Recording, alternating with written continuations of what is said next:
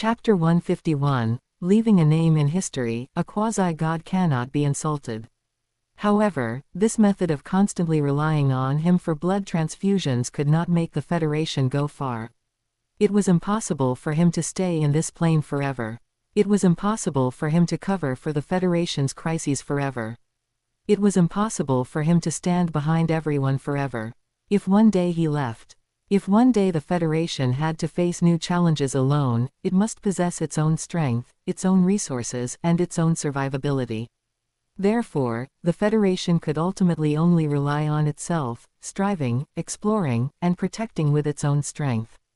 And what he could do was to minimize the Federation's losses as much as possible, to let it bleed less and take fewer detours on the path of growth, and to make the prices destined to be paid as light as possible. Finally, he withdrew his gaze and opened a detailed file in front of him concerning the Star Luo Empire and the Doling Empire. Those densely packed words were like two intersecting rivers, recording the people, events, and objects on those overseas lands, as well as recording the complex and entangled relationship between the Federation and them.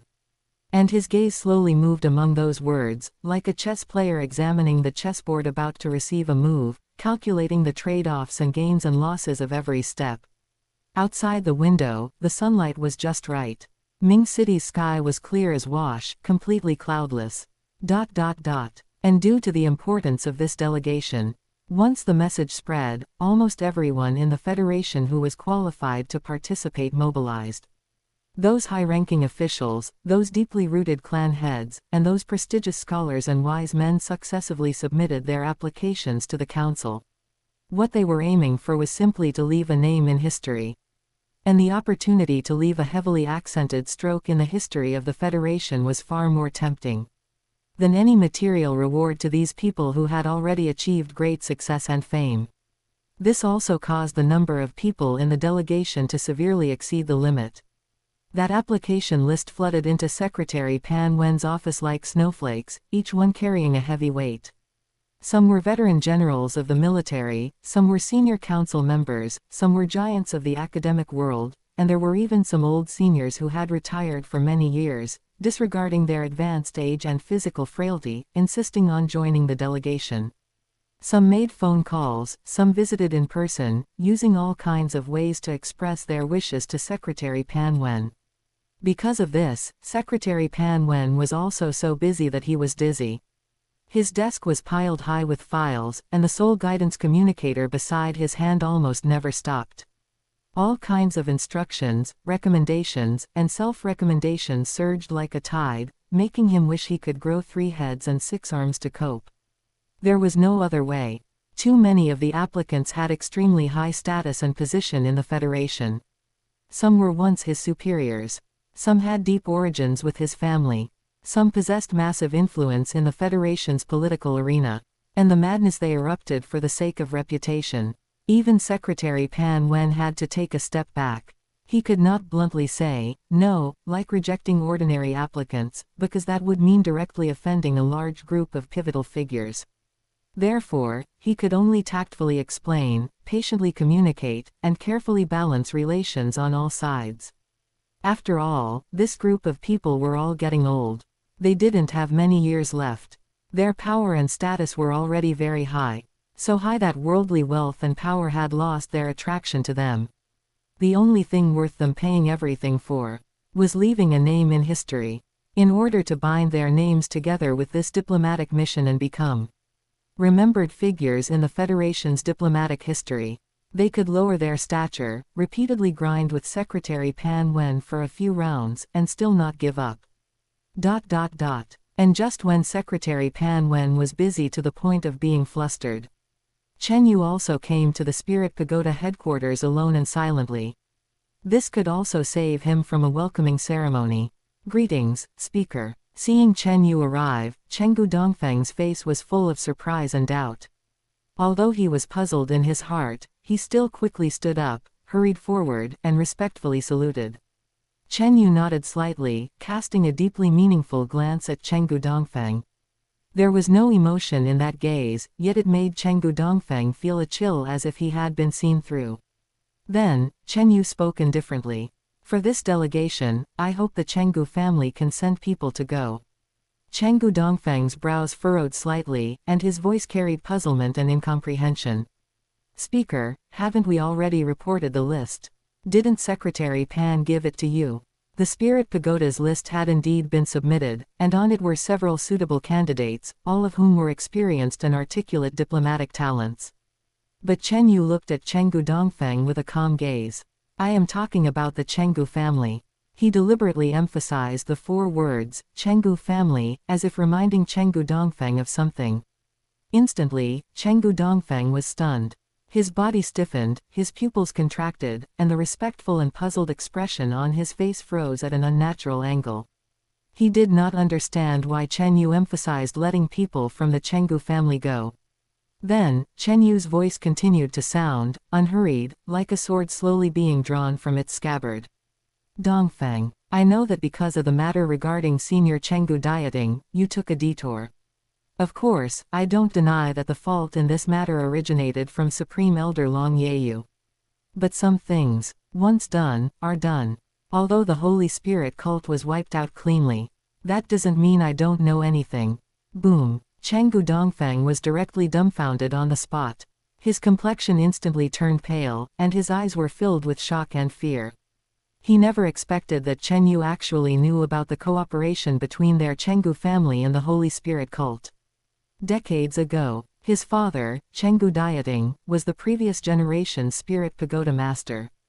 At that time, the Spirit Pagoda and Shrek Academy were also on good terms, and the two factions stood shoulder to shoulder on the continent like allies, jointly maintaining the order and balance of the continent. But that crazy woman Supreme Elder Long Yeyu didn't know what madness had gotten into her. She came to the Spirit Pagoda headquarters and gave his father a slap. That slap was crisp and loud, striking across Chenggu Dieting's face in front of countless Spirit Pagoda members. You must know, his father was far more than just an individual. He was the Spirit Pagoda master, the Chenggu family clan chief, and furthermore a quasi-god powerhouse standing at the apex of the continent. That slap struck at the dignity of the Spirit Pagoda. It struck at the glory of the Chenggu family. It struck at the inviolable majesty of a quasi-god. 20,000 years ago, there was once a saying, a titled Douluo cannot be insulted. And nowadays, there is also a saying, a quasi-god cannot be insulted. That slap by Supreme Elder Long Yeyu insulted not just an old man, but the reputation and status accumulated by their Chenggu family over thousands of years. But the previous Sea God Pavilion Master, Elder Bay the Heavens Blessing Douluo, came forward to apologize, and coupled with his father considering too many factors, he could only swallow this breath in the end. Chapter 152, Chenggu Family. Obey the command. This also caused the Spirit Pagoda and Shrek Academy to completely break apart, turning their relationship from allies into strangers, and they even began to secretly guard against each other. In the end, his father also stepped down from the position of Spirit Pagoda Master, and he took over. After all, the Master of the Spirit Pagoda must absolutely not be someone whose reputation is tarnished. Otherwise, how would outsiders view them? But his father chose to back down, yet he was unwilling to do so. Whether it was youthful vigor, or simply being unwilling to see the chief culprit continue to live carefree. He made a decision. Cooperate with the Holy Spirit cult. Then look for an opportunity to wipe out Shrek Academy. Make the entire Shrek Academy be buried with them. Send all those fellows who colluded with Supreme Elder Long Yeyu to their graves. Taking this opportunity, he would raise trouble in the council and use a borrowed knife to clean out those council members who stood with Shrek. That was a big game of chess. A game of chess he had been playing for many years. Every step had been carefully calculated and meticulously prepared. However, something beyond his expectation happened. Holy Spirit Douluo Yali went crazy for some unknown reason, abandoning Chen Yu and choosing Yunming instead. This also caused Shrek Academy to become history within a short span of half a year.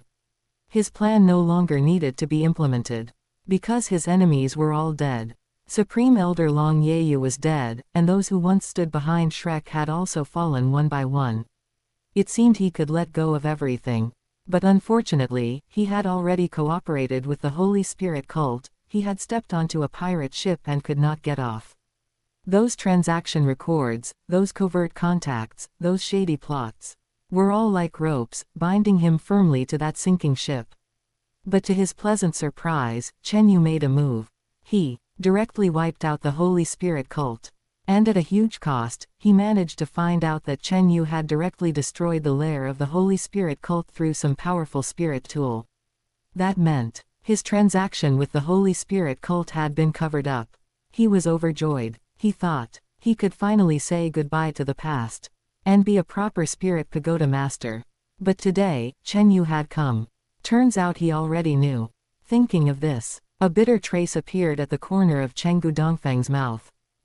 He opened his mouth, but he did not know how to explain. To this, Chen Yu only said indifferently, "If you had only cooperated with the Holy Spirit cult, I could have spared you. But you should not have trampled on human lives for this under any circumstances. Of course, you were very smart to choose to transfer all those special projects to the Doling Empire. It's just a pity." Chen Yu did not say what a pity it was. Meanwhile, Chenggu Dongfeng remained silent for a long time. His gaze lowered, falling upon his own slightly trembling hands. Those innocents who were sacrificed for the sake of revenge. Those figures who vanished in the experimental bases of the Doling Empire. At this moment, like silent accusations, emerged in his mind. Finally, he knelt toward Chen Yu, his knees striking the floor with a muffled sound, his forehead lowered as he pleaded. "Dongfeng is willing to take responsibility for this. I also ask the speaker to spare the Chenggu family." Chen Yu turned around and walked out the door, his pace calm and steady, his voice drifting as if from afar. "All the foundations of the Chenggu family shall enter the Federation, and at the same time withdraw from the Spirit Pagoda. I can give those juniors a chance. But it is only a chance." His figure paused for a fraction of a second at the doorway. Then he pushed open the door and walked out. The door slowly closed behind him. Chenggu Dongfeng stared dazedly at the closed door, his gaze empty and dazed. He knelt there, motionless. Finally, he slowly lowered his head. "Chenggu family, obey the command." Outside the window, the sunlight was still bright, casting a long, slanted shadow. And that shadow, just like Chenggu Dongfeng's kneeling figure on the ground at this moment, was silently telling. Some prices must eventually be paid back. Night. The ancestral grounds of the Chenggu family. Inside the main hall, the lights were bright. Chenggu Dieting was silent for a long time. He spoke with a complex expression. Did he really say that? Chenggu Dongfeng lowered his head. Yes. The main hall fell into silence once again. Chenggu Dieting slowly closed his eyes and let out a long sigh. Sigh. The sound echoed in the hall, like the desolation after the autumn leaves had fallen. At this moment, his state of mind was also extremely chaotic, not knowing what to do. He wanted to hate Chen Yu's ruthlessness, yet he knew Chen Yu had already given them a way out. He wanted to blame his son's impulsiveness, yet he understood that impulsiveness stemmed from the defense of the family's honor. He wanted even more to resent his own helplessness. If not for his choice of endurance and backing down back then. If not for his strength being insufficient to crush everything. All of this, perhaps would not have reached this point today. But he was also clear. With the strength of their Chenggu family, it was fundamentally impossible to cross that mountain called Chen Yu. That was a divinity, an existence that surpassed the mortal life level, an existence separated from them by a natural chasm. Just like ants cannot shake a giant elephant. Just like a candle flame cannot withstand a storm. Any resistance from them would only accelerate their demise. As for the matter of cooperating with the Holy Spirit cult, Chenggu Dieting actually did not care much about it. Having lived for so many years, he had long seen through the rules by which this world operated. A major force capable of passing down its legacy for thousands or even 10,000 years could inevitably not rely on purely good people to do so. Many times, many things required someone to play the bad guy. The family needed someone to walk in the darkness, needed someone to do those things that could not be publicly praised, in order to survive in that era full of variables. Therefore, simple good and bad could no longer define a family. What truly defined the survival of a family was strength, was wisdom, was the result after every move of chess was played. Even if he possessed sufficient strength. Even if the entire Federation thought that their Chengdu family cooperating with the Holy Spirit cult was wrong, so what? Who dared to kill him? Who could kill him? As long as his power was strong enough, reason would stand on his side.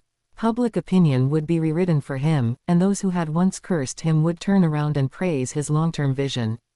It was a pity that his talent had reached its limit, and a quasi-god was the end of his life. Try as he might with all his strength, he could never cross that final threshold, unable to touch the domain of divinity. Therefore, it was impossible for him to oppose a divinity. Finally, Chengdu Dieting also gave a light sigh, his voice like crushed fallen leaves. Call Qingfeng back. We will join the delegation together. A complex look flashed in Chengdu Dongfeng's eyes. He lowered his head and acknowledged. Yes. Chengdu Qingfeng was his half-brother, and also the second quasi-god of their Chengdu family. But now, he was called back. They were all going to die. Chapter 153, The Arrival of the Priests of Sea God Island. Yes, dead. This time going to the Star Luo Empire, they had to die. Because only in this way could they give the Federation a righteous and open excuse.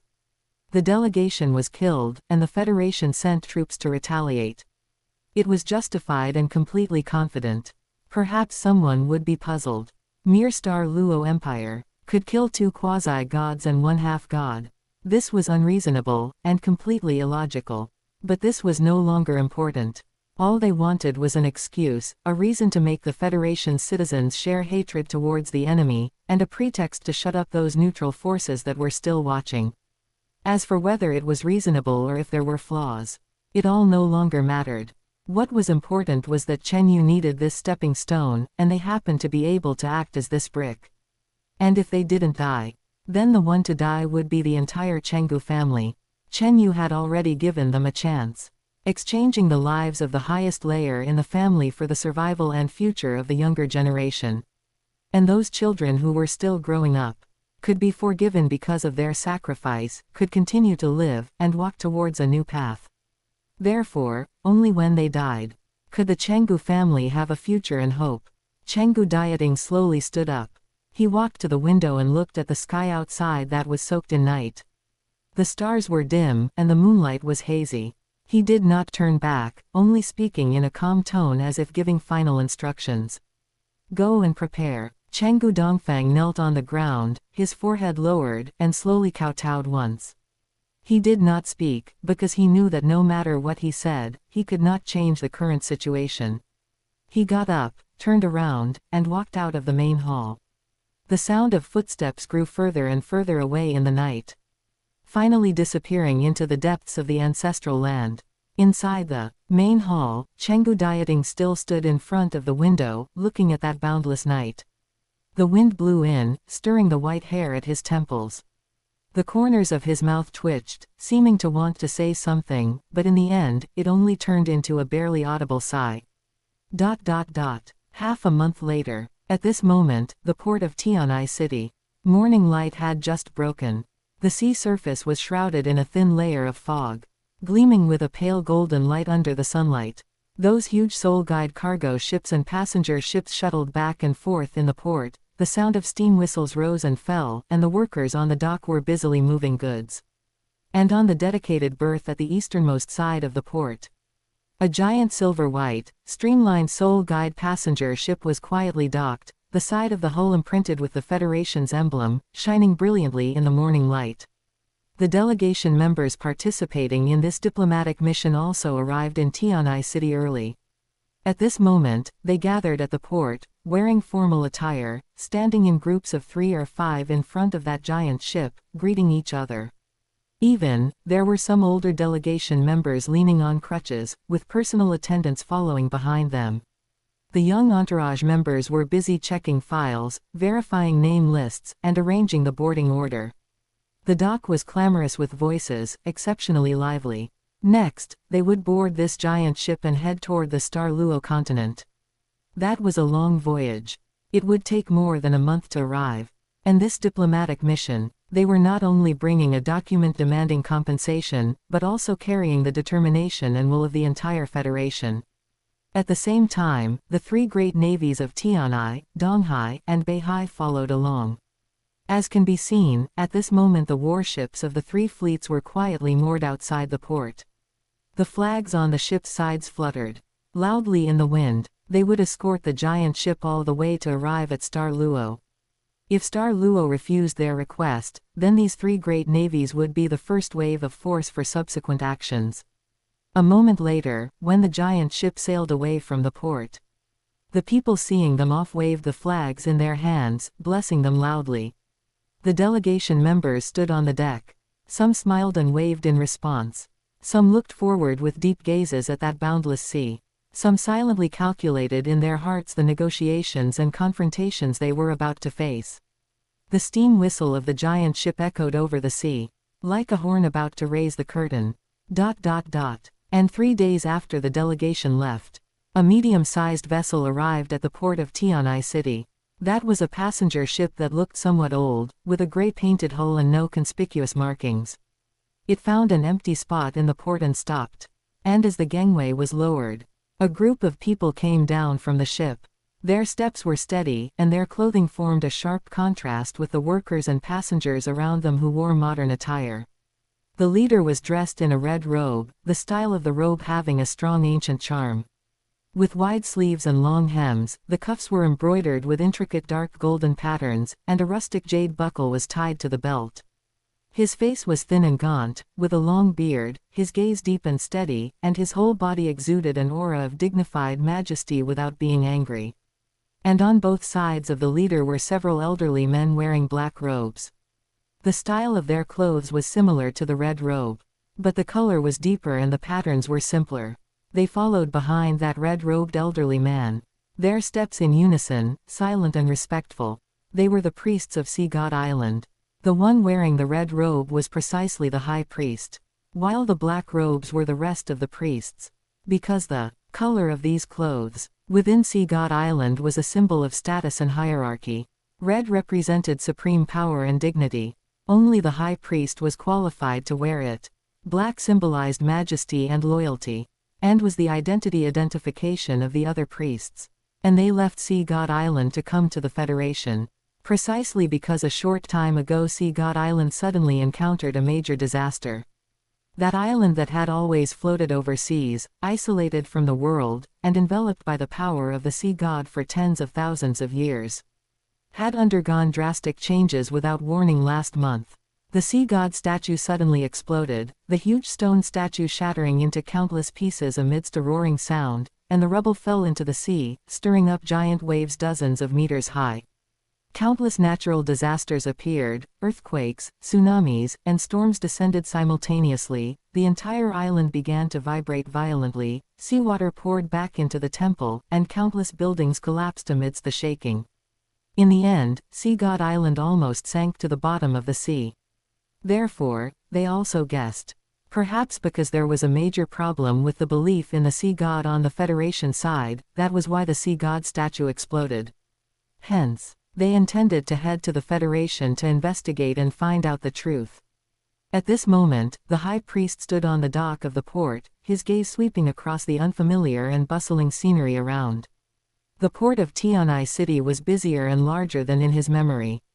Those towering soul guide cranes and neatly arranged containers were creations he had never seen before. He observed in silence for a while, then turned around to look at a priest behind him, nodding slightly. The remaining few priests instantly understood tacitly. They brought the other accompanying personnel and dispersed into Tianai City, then began to inquire about the recent situation of the Federation. Chapter 154, This Must All Be Fake. They walked into a street stall, sat among the crowd listening to people chat, and occasionally pretended to ask a few questions out of curiosity.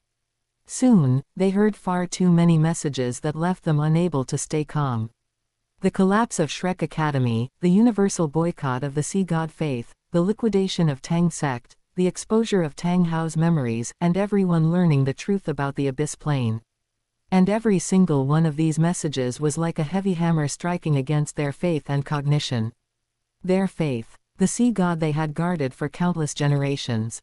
That Tang San, whom they regarded as the incarnation of compassion and justice, had actually actively engineered the invasion of the Abyss Plane. With his own hands, he cut short the lives of countless soldiers of the Sun-Moon Federation for over 6,000 years. Those eternal sacredness and justice they thought existed were actually just a scam. The expressions on their faces first showed confusion, then turned from confusion into shock, and then from shock into bewilderment, finally revealing an expression as if their world had collapsed. Their hands trembled slightly, and their lips repeatedly muttered something in low voices, as if trying to digest the overwhelmingly massive information in their own way. Finally, they returned to the port and told the high priest everything they had inquired about in detail. The high priest stood on the dock, the sea breeze blowing his wide red robes so that they fluttered loudly. He listened to those reports without any expression. A moment later, someone cautiously asked, their voice carrying probing and unease. "High priest, are all these true?" Everyone's gaze concentrated on him, waiting for an answer they could grasp onto. In response, the high priest's expression remained unchanged, but his voice appeared incomparably solemn. "The duty of a divinity is to protect all living beings, so how could they do such a thing? We have generation after generation believed in the great sea god, could we abandon our faith just because of these false words? How ignorant and pathetic this is. Therefore, this must be the speaker and parliament they speak of slandering our God." His words fell like an iron hammer, resolute and decisive. Immediately, some nodded, and others repeatedly agreed. Because even they themselves could not believe that the divinity they believed in would be like this. Therefore, they preferred to believe it was a lie. They preferred to believe it was a story fabricated by the Federation and Parliament for some ulterior motive, rather than face another possibility that might be closer to the truth. Soon, they revealed pious expressions once more. That piety was like the rising tide of seawater, washing over the shock and wavering on their faces, covering up all doubts once again. Someone closed their eyes, silently chanting the sea god's prayer in a low voice. Someone lowered their eyelids, their fingers tracing an ancient symbol across their chest. Someone took a deep breath and straightened their back once again. They used faith to resist the truth they were unwilling to believe. Just like covering their ears with both hands, refusing to let themselves hear those harsh sounds. At this moment, someone asked, their voice cautious, "High priest, what should we do next?" The high priest's gaze became deep and gloomy, like a bottomless pool of deep water, and he said indifferently, "Let's make a trip to Shrek Academy first. We must understand our opponents first after all." His tone was calm and composed, as if he were simply arranging an ordinary outing. As his voice fell, everyone looked at each other in dismay. Someone nodded slightly, while a trace of complex emotion flashed in someone's eyes. They already knew everything that had happened at Shrek Academy recently. That former holy land of 10,000 years had already been reduced to an empty shell in a short span of half a year. But they also understood that the high priest wanted to go there, wanting to see with his own eyes what the academy that once shared the same breath and branch in faith with the divine island had now become. Meanwhile, on the top floor of the Parliament building, sunlight slanted obliquely into the office, spreading a patch of warm light and shadow on the floor. At this moment, Secretary Pan Wen pushed open the door and entered, his steps a bit faster than usual, and his expression carried a hint of solemnity and vigilance. He came before Chen Yu, bowed slightly, his voice clear and steady. "Speaker, the Satellite Bureau reports that a batch of strangers has inexplicably arrived in Tianai City. According to analysis, it seems to be related to the sea god family behind the former war god temple hall master Chen Shinji." His tone carried obvious hostility and guardedness. Although the sea god family kept a low profile, it was nevertheless a behemoth. Otherwise, Chen Shinji could not possibly have taken the position of war god temple hall master. After all, there were not many fools in the Federation who didn't know the relationship between the sea god family, Shrek, and Tang sect. The three were like a large tree with connected root systems. But the original establishment of the war god temple was meant to oppose Shrek and Tang sect. Did they let someone from the sea god family sit in the position of war god temple hall master because they thought their lives were too comfortable? It was a pity that they had resisted, but ultimately failed. Chen Shinji took the position of war god temple hall master. Then not long after, Yunming's junior brother Deputy Hall Master Guan Yu also came to the War God Temple and assumed the position of Deputy War God Temple Hall Master. It was too outrageous. These people just openly took the Federation's War God Temple into their pockets like this. Even if it weren't for Chen Yu subsequently becoming the Speaker of the Federation Parliament, perhaps the Federal Parliament would have long become a place dominated solely by their Shrek faction. Therefore, Secretary Pan Wen didn't have any good feelings towards the Sea God family either. At this moment, Chen Yu narrowed his eyes, a thoughtful gleam flashing in his gaze. He was slightly surprised in his heart. Sea God Island had completely cut itself off from the world ever since Tang San achieved divinity more than 20,000 years ago. And that only appearance was to help Chen Xinji fight for the position of War God Temple Hall Master. That time they dispatched several high priests, endorsing Chen Xinji in the name of the Sea God family, allowing him to smoothly ascend to the pinnacle of the War God Temple. Now, they had actually appeared again courting death. It looked like they were here to stir up trouble. At this moment, Chen Yu was also quite emotional, because his experiences during this period of time also made him feel deeply. The Federation of the past was too chaotic. Back then, apart from a name, the rest was completely filled with all kinds of splits. You split, they split. But in the end, the people's grievances were all concentrated on the Federation. Yet they remained pure and flawless. Truly laughable to the extreme. One could only say that this group of parasites knew how to play. Wearing the skin of the Federation, they did all sorts of things that aroused the anger of both gods and men, using the Federation's reputation as their protective talisman, and using the Federation's resources to nourish their private coffers. In the end, it was still he who cleared them out piece by piece, sweeping that group of trash into the dustbin of history.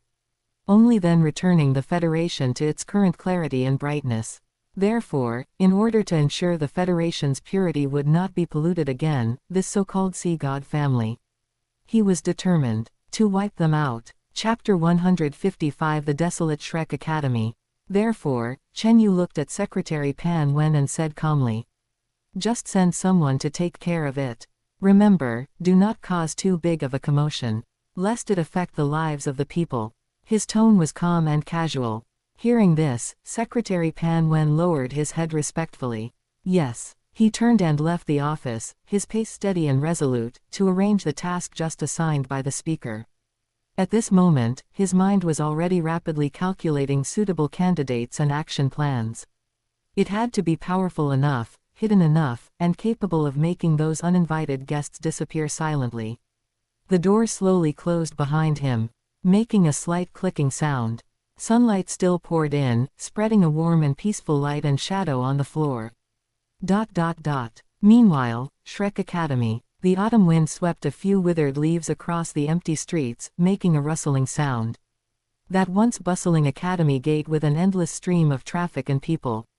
Now it was deserted, with only a few sparrows hopping about on the stone steps, occasionally lowering their heads to peck at something. The group of priests from Sea God Island arrived outside Shrek Academy at this moment. They looked at the plaque hanging directly above the gate. The handwriting on the plaque was still clear, and those vigorous characters of Shrek Academy had once been the lighthouse and faith in the hearts of countless spirit masters. But at this moment, the plaque was covered with a thick layer of dust, and cobwebs even hung from the edges, swaying gently in the breeze like an unattended flag. The priests looked at the plaque and frowned. What was going on? Shrek was a major power with a history of tens of thousands of years after all. Having encountered just a little setback, did it disregard even its facade? Their hearts were filled with strong displeasure and dissatisfaction. In their view, even if targeted by the Federation, Shrek should still maintain the decency and dignity of a 10,000-year-old institution, and should never let its own plaque be covered in dust to this extent. At this moment, they had also made up their minds. After meeting the elders of the Sea God Pavilion, they would sternly scold them. How could things turn out like this? Their Sea God Island had always been located overseas, acting as mutual supports with Shrek Academy, jointly maintaining the spread and glory of the Sea God's faith.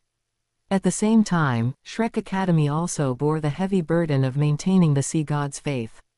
That was an important mission for their existence. As a result, it was becoming increasingly useless nowadays. It actually caused major problems for the sea god's faith. Even this group of priests had to brave the risks of a voyage across the ocean to find out what was going on. But at this time, a priest showed a puzzled expression.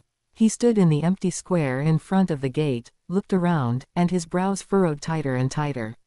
He said somewhat strangely, "Strange. Why does it feel a bit desolate?" According to his understanding, even if Shrek Academy was continuously targeted by the Federation, it should still maintain its own decency, otherwise how could the nobility of the sea god be reflected? But at this moment, there were no guards in front of the gate, no figures welcoming them, and not even a passing person. That silence was like an invisible curtain shrouding the sky above the entire academy. Another priest spoke, his tone carrying a tentative explanation. "Perhaps they are in class. So it is a bit desolate." His words sounded like he was trying to convince himself. However, the remaining priests also nodded in agreement. As long as they were willing to believe it, that empty square could transform into a normal teaching scene. The high priest then spoke indifferently, its voice calm. Let's go inside and see what they are up to." There was no excess emotion in its tone, like a clan chief inspecting those corners of the family that it had not set foot in for a long time. The priests nodded. Following behind it, they stepped into the academy gate. Soon, everyone successively arrived at Lingbing Square and the square of the original Shrek Seven Devils. This was the most sacred and glorious place in Shrek Academy, standing with the statues of the original Shrek Seven Devils and the Ice Douluo Huo Yuhao.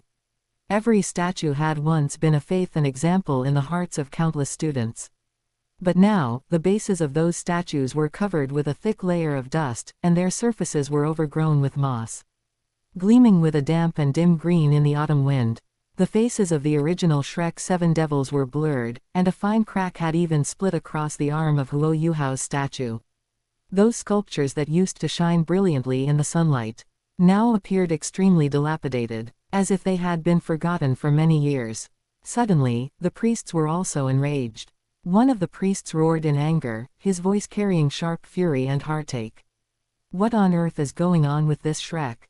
Do they not even know to scrub the statue of His Majesty the Sea God every day? Also, why did they not know to arrange a guard at the academy entrance, and there is not even a single person to welcome us?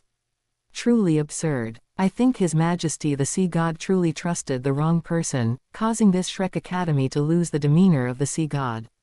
His fingers trembled as he pointed at the moss-covered statues, his voice becoming somewhat hoarse due to excitement.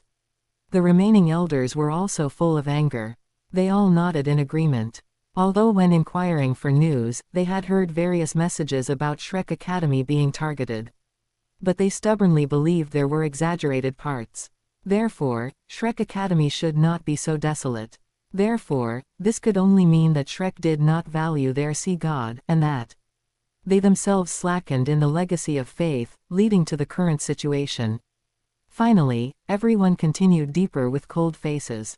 Their pace quickened by a few points, carrying an urgent impulse to find the answer. However, when they passed through those corridors that once echoed with the sounds of reading and cultivate, their expressions all changed. Yes, even when they arrived at the teaching area, those teaching buildings were completely deserted. The classroom doors on both sides of the corridors were half open, and through the cracks in the doors, one could see empty desks and chairs and chalkboards covered in dust. Dust covered building after building, and the cobwebs hanging from the ceiling swayed gently in the dim light, as if they had arrived at an abandoned academy that had been dilapidated for a long time. The priests were all dumbfounded on the spot. Someone slowly stopped, their gaze sweeping blankly across those empty classrooms. Someone stood in the middle of the corridor, looking at the closed doors on both sides, their throat rolling up and down. Someone bent down, wiped the dust in the corner with their finger, and then stared blankly at the dust marks on the pad of their finger. What happened here? How could it be so desolate? Where are the students? Where are the teachers? Where are the staff members? Where have they all gone? A priest's voice broke the silence. But no one could answer his question, because the same guess that they were unwilling to believe surfaced in everyone's heart. And finally, everyone also stepped onto Sea God Lake, taking a boat toward the inner courtyard. Chapter 156, Aging Yun Ming. The surface of Sea God Lake was still clear. It reflected the slowly moving clouds in the sky. But the atmosphere while crossing the lake was extremely heavy. They thought of the words they had heard on the way that they considered to be exaggerations. Perhaps those really were the truth. But what on earth had happened? For more than 20,000 years, hadn't everything been fine? Those powerful spirit master experts, those allies spread across the continent, those intricate networks of interests. Why would they make a move against Shrek? Or rather, how could Shrek possibly be targeted to this extent? After all, nearly 80% of past spirit master experts came out of Shrek Academy, so who could withstand such immense pressure and turn Shrek into this? Suddenly, a name surfaced in their minds. A name they had grown tired of hearing all the way here. Chen Yu, the federal parliament speaker. So, could it be him?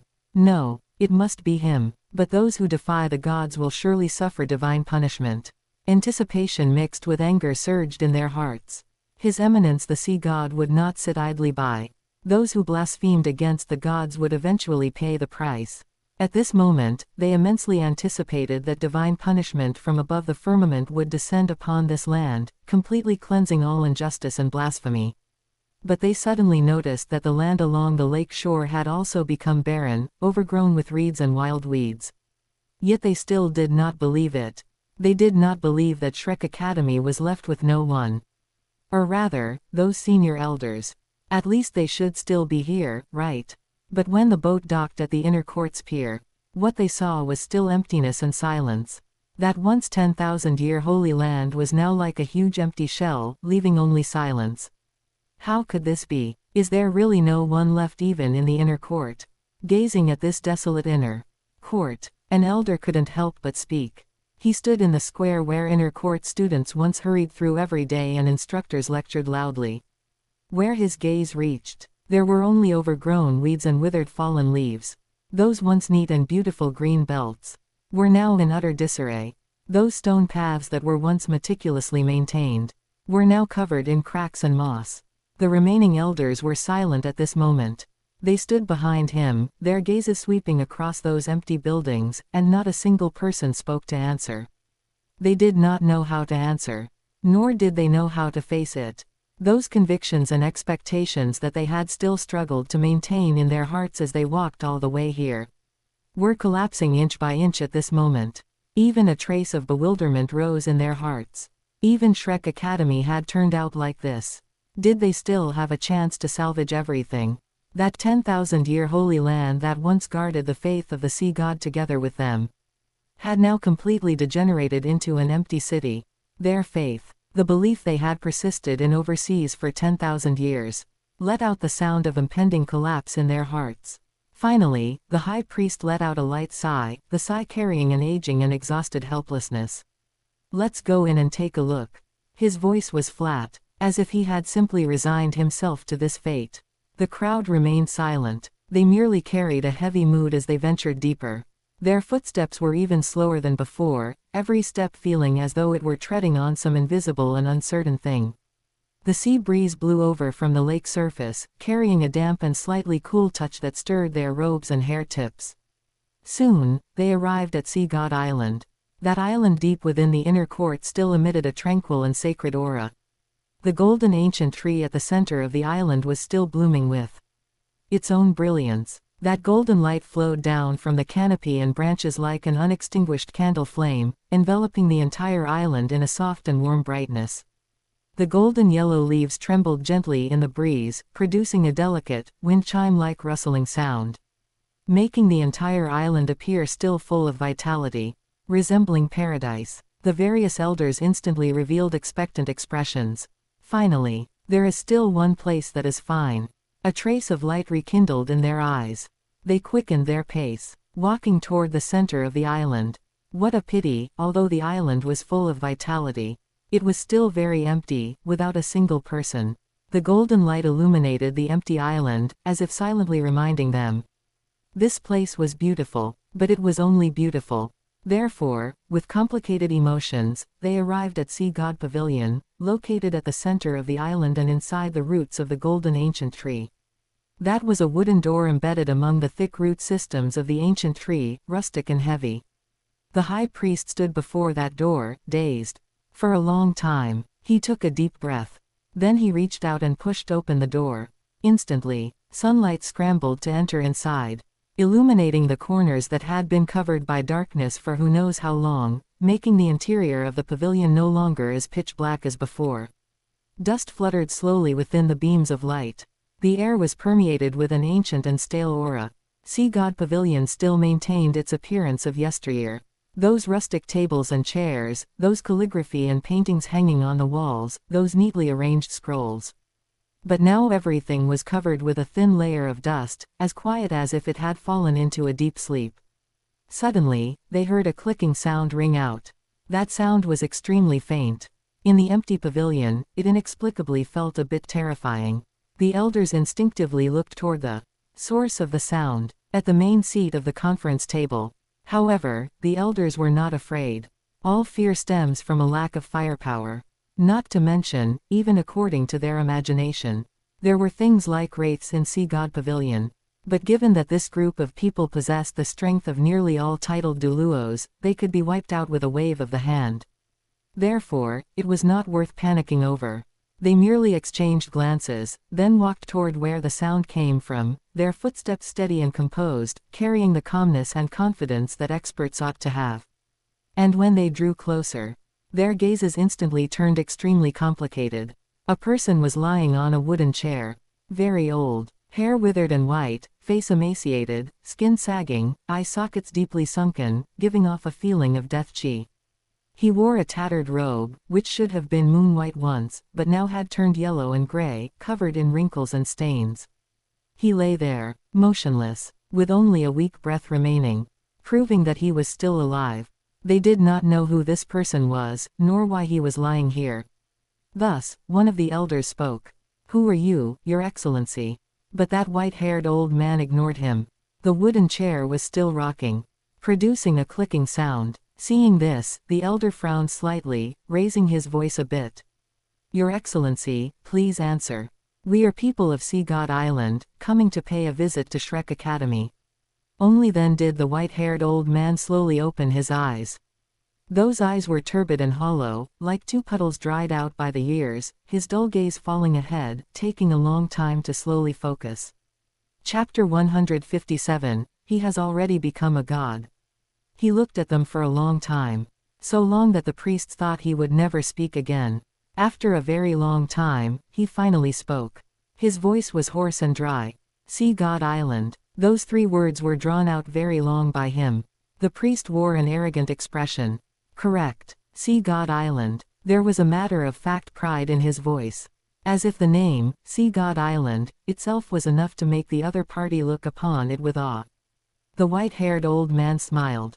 That smile carried a mix of mockery, sorrow, and despair, like someone who had already seen through the ending watching pawns still struggling. His laughter was hoarse and low.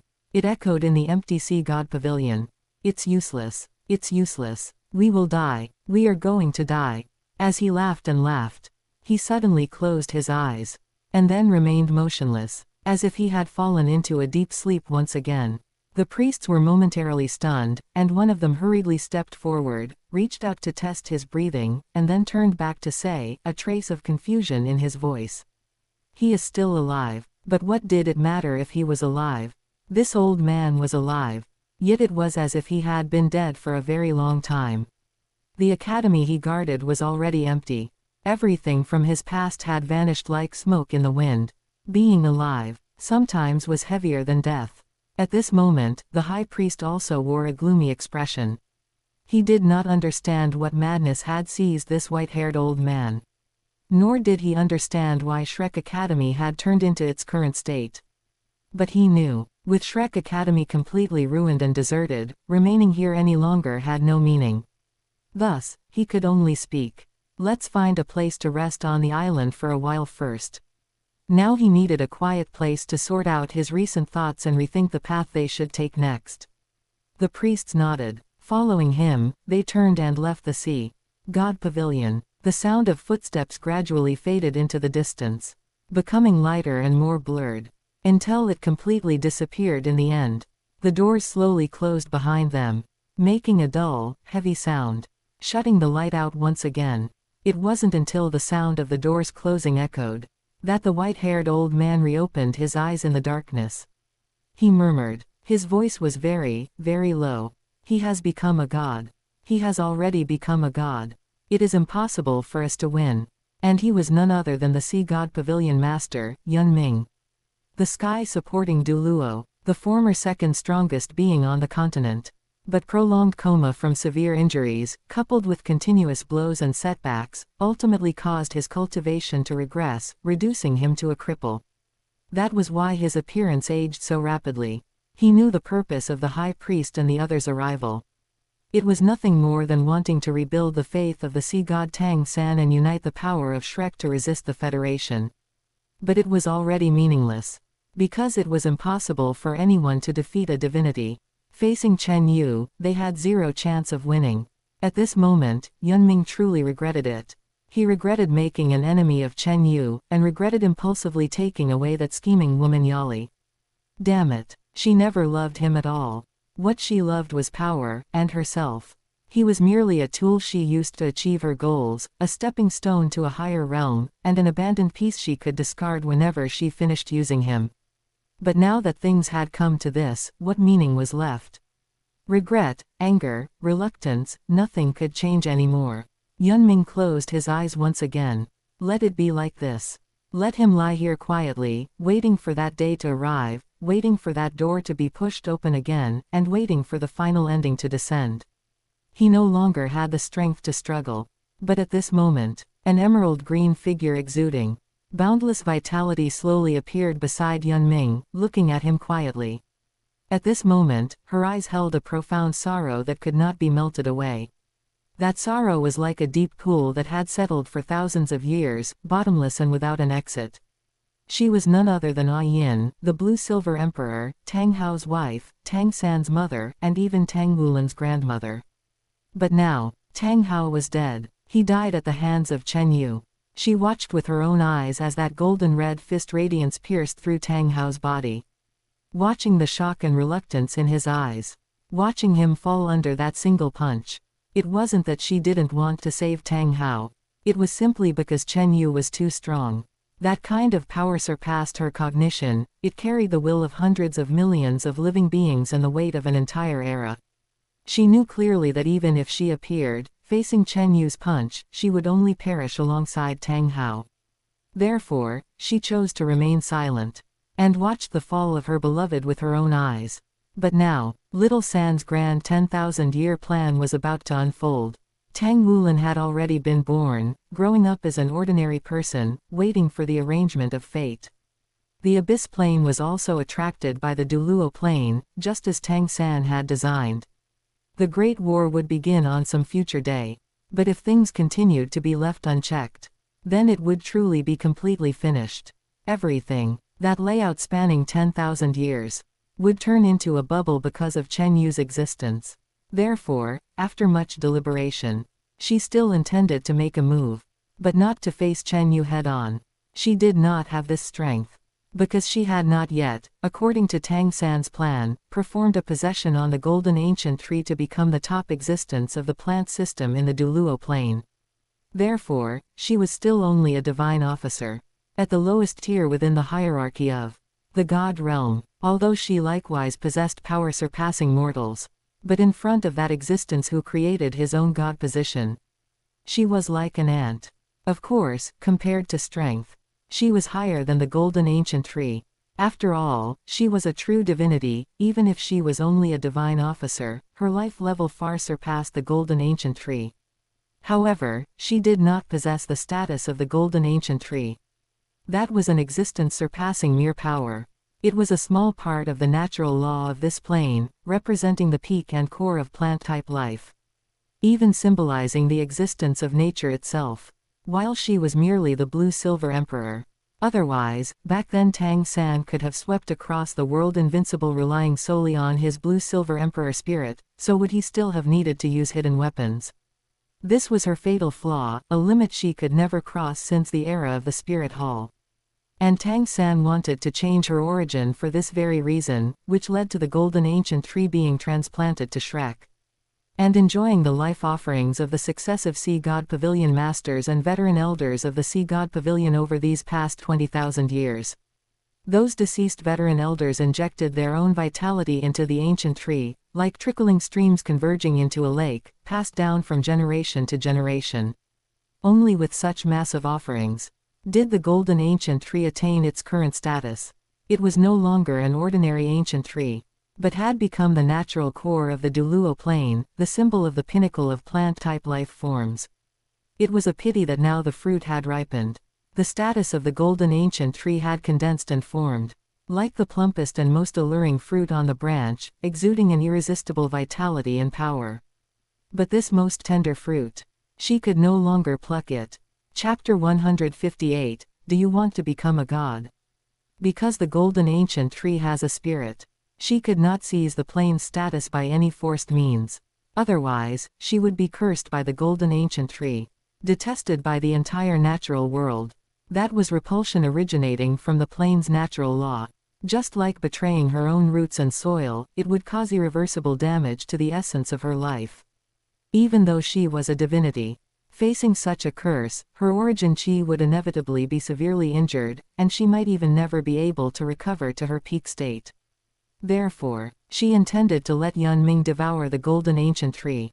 At this moment, Yun Ming was at his most desperate and fragile time. His cultivation had regressed, and he was on the verge of death. His heart was filled with hatred for Chen Yu and regret for the past. If she gave him hope, gave him power, and gave him the possibility of revenge, he would definitely grasp it without hesitation. Of course, the curse of the golden ancient tree could only be borne by himself. But after all, Yun Ming was a human, and his resistance effect against this curse was countless times stronger than hers. Therefore, there was no need to worry about Yun Ming dying too fast. Besides, what would a human driven by hatred choose between a curse and power? The answer was self-evident. A look of pity flashed through Yin's eyes. But that pity was quickly replaced by determination.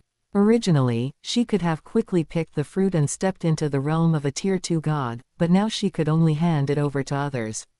Her years of waiting, thousands of years of lurking, everything had turned into fantasy because of the appearance of Chen Yu. But she had no other choice. If even this last chance was given up, then Little San's 10,000-year grand plan would go down the drain. Thus, she spoke. Her voice was as gentle as a spring breeze brushing across the lake's surface. Yun Ming, opened his eyes, but when his gaze fell on Yin, his pupils shrank violently. A look of shock suddenly appeared in his eyes. Even though he currently had no cultivation, he could still feel the extremely massive vitality and great power on Yin's body. That was an aura surpassing all life he had ever seen, like an endless green ocean, making his withered soul feel a long-lost tremor. He spoke cautiously. You are. But Yin did not answer. Her gaze was like two bottomless springs, quietly watching Yun Ming. She merely spoke, her voice still gentle. Do you want to become a god? Do you want revenge? Actually, your talent is not inferior to Chen Yu's. It's just that you need an opportunity. Yin's voice was full of temptation, but her gaze remained gentle. Yun Ming blankly watched this scene. In those turbid and hollow eyes, something was slowly and laboriously turning. He seemed to be digesting Yin's words, seeming to weigh the weight in those words. Finally, a trace of flame reignited in his eyes. His voice was hoarse yet firm. Think. Meanwhile, the night was as dark as ink. 3 figures arrived at Shrek City and silently entered Shrek Academy. The empty streets and silent buildings flashed beneath their feet.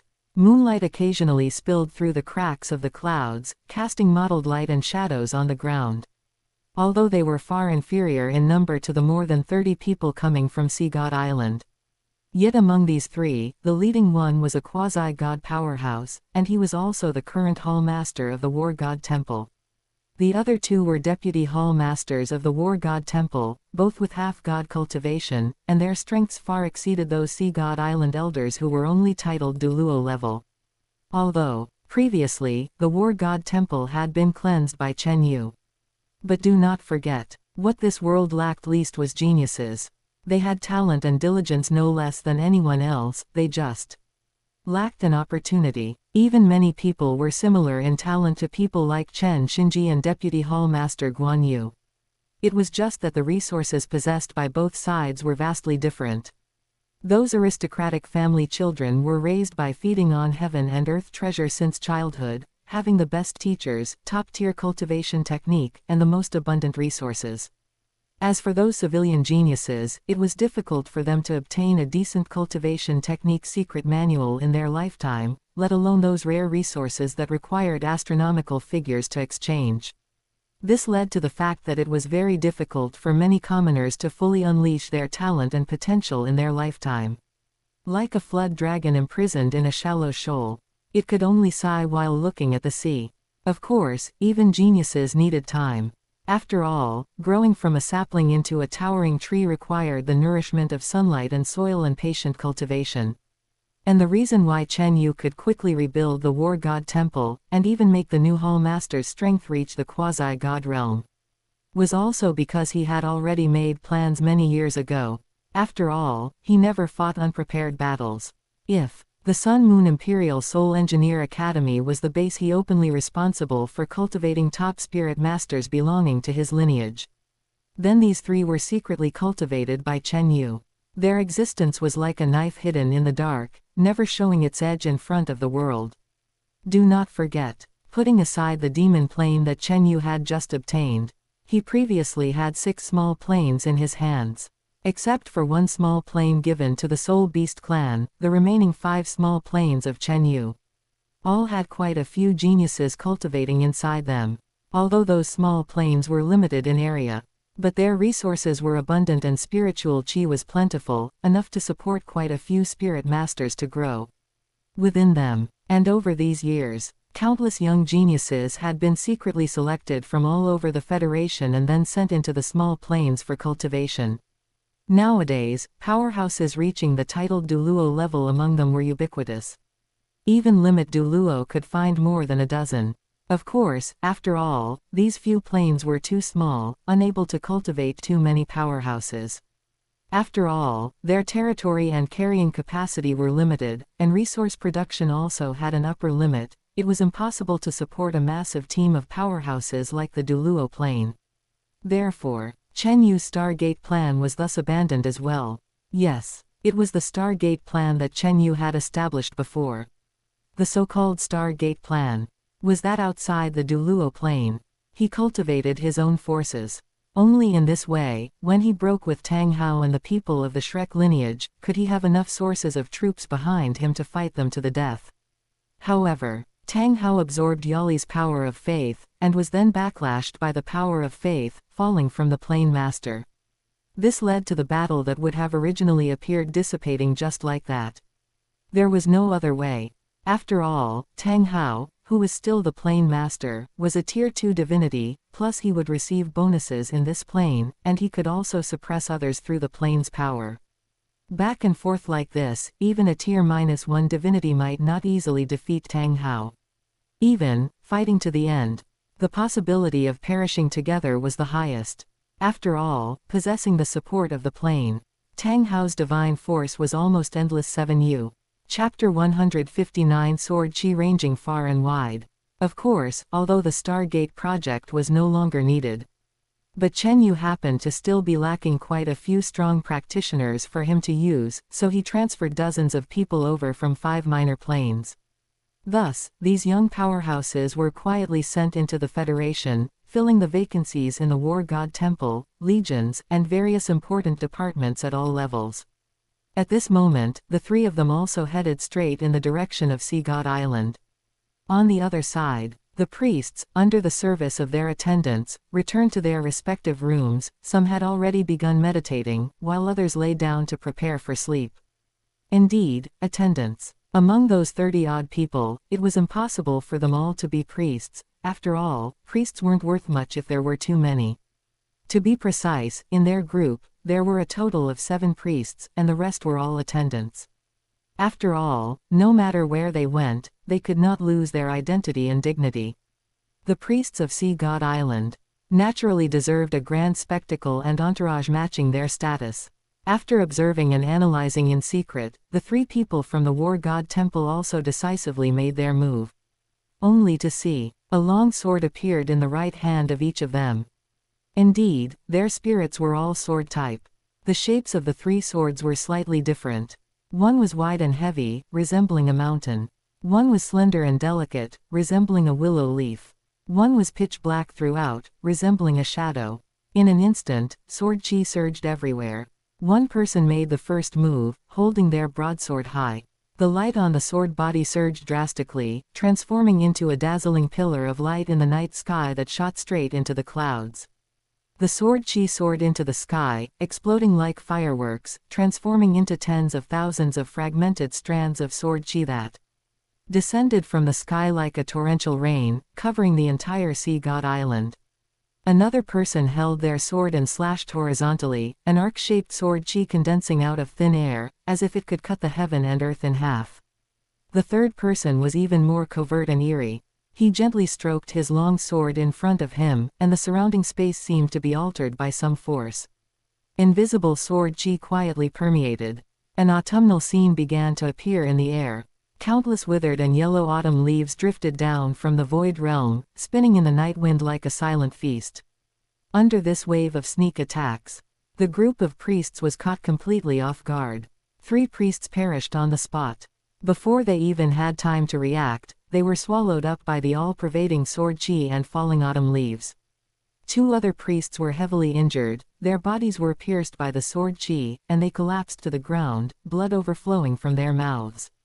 Only the high priest and the second priest managed to escape by a fluke. This was because the high priest's residence was located right in the very center. The overlapping buildings around him blocked the densest impact of the sword chi for him. As for the second priest, because he happened to stand up to pour water, the moment he bent down, he dodged that fatal horizontal sword chi. As for those attendants, they all died beneath the sword chi without any power to resist. At this moment, the second priest clutched his bleeding right arm. His face was filled with shock and disbelief. What is going on? What happened? Someone actually dares to attack Shrek. Meanwhile, the high priest's expression was incomparably gloomy. If not for the fact that his residence was located right in the very center. Even with his realm, he would have also perished beneath this sword chi. This was also because his current strength actually wasn't much stronger than the other priests. Because as the high priest of the sea god, a portion of his realm completely relied on the bestowal of the sea god. Otherwise, he wouldn't have been able to become a peak quasi-god. But precisely because of the collapse of the sea god's faith, his realm dropped accordingly. If not for the fact that he had absorbed all the remaining foundations of Sea God Island, he wouldn't even be able to maintain the quasi-god realm nowadays. But he was clear that he would sooner or later fall from the quasi-god realm. Furthermore, in the end, he would suffer a backlash due to the collapse of faith, turning into a mortal before directly perishing. Thus, under the pressure of a life and death crisis, he had come to Douluo Continent. He originally thought that although Shrek had suffered a blow, it at least still had remaining forces and trump cards. They still had forces that could cooperate. But he didn't expect Shrek to be so useless. It had been beaten to this state directly by the Federation. This left him feeling somewhat bewildered as well. That was why he intended to rest here for a few days first. And reconsider what to do next. In order to redeem the sea god's faith. At this moment, 3 streaks of light soared into the sky. They were precisely the 3 people from the War God Temple. Looking at the 2 priests, without any superfluous words, they directly raised their swords and charged forward. Faced with such powerful enemies, the 2 priests only managed to block for a moment before deeply feeling their own powerlessness. The figures of the 2 constantly retreated and dodged amidst the sword light, but the gaps grew smaller and smaller, the space became increasingly cramped, and the aura of death grew thicker. At this time, the high priest had no choice but to speak. His voice was angry and uncomprehending. Who are you? The 3 of them still ignored him, their sword momentum did not pause in the slightest, like 3 precision-made killing machines, with every sword strike pointing at vital spots.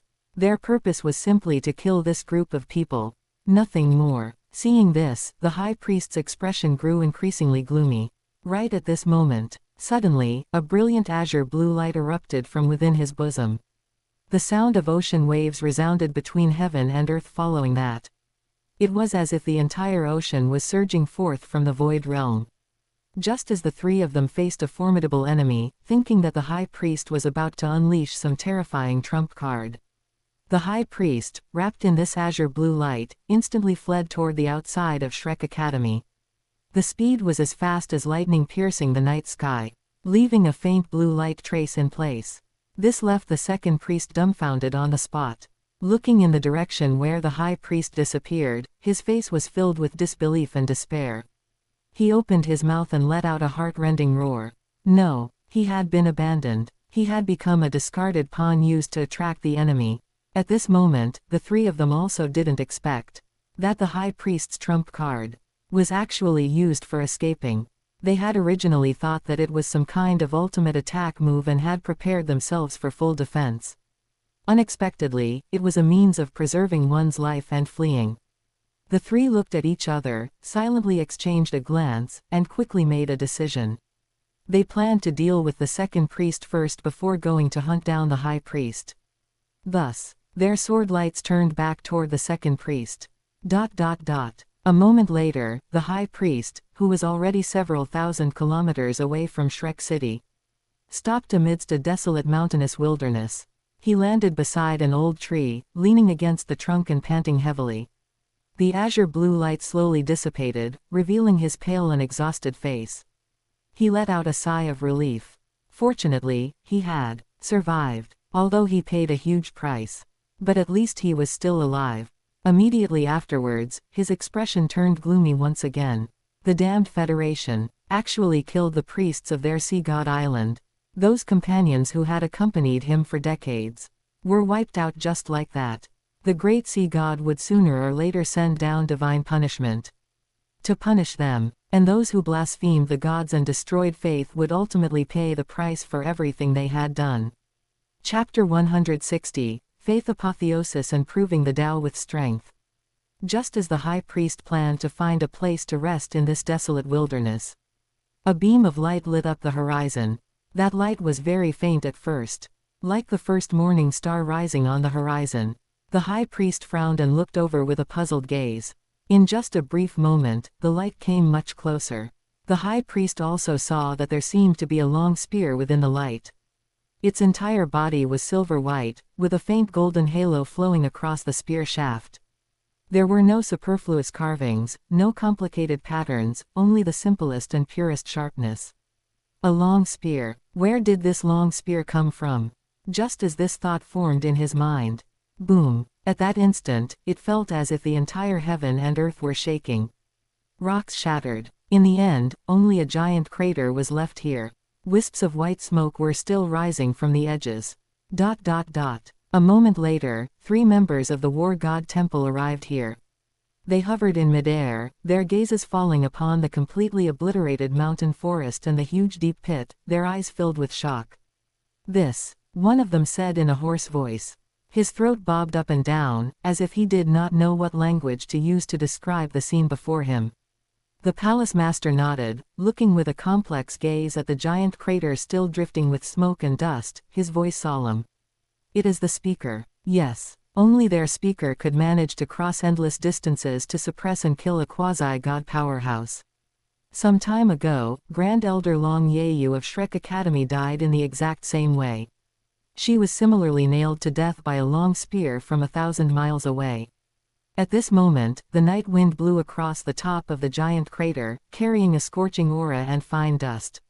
After a long time, the palace master withdrew his gaze. Let's go back. The mission is completed.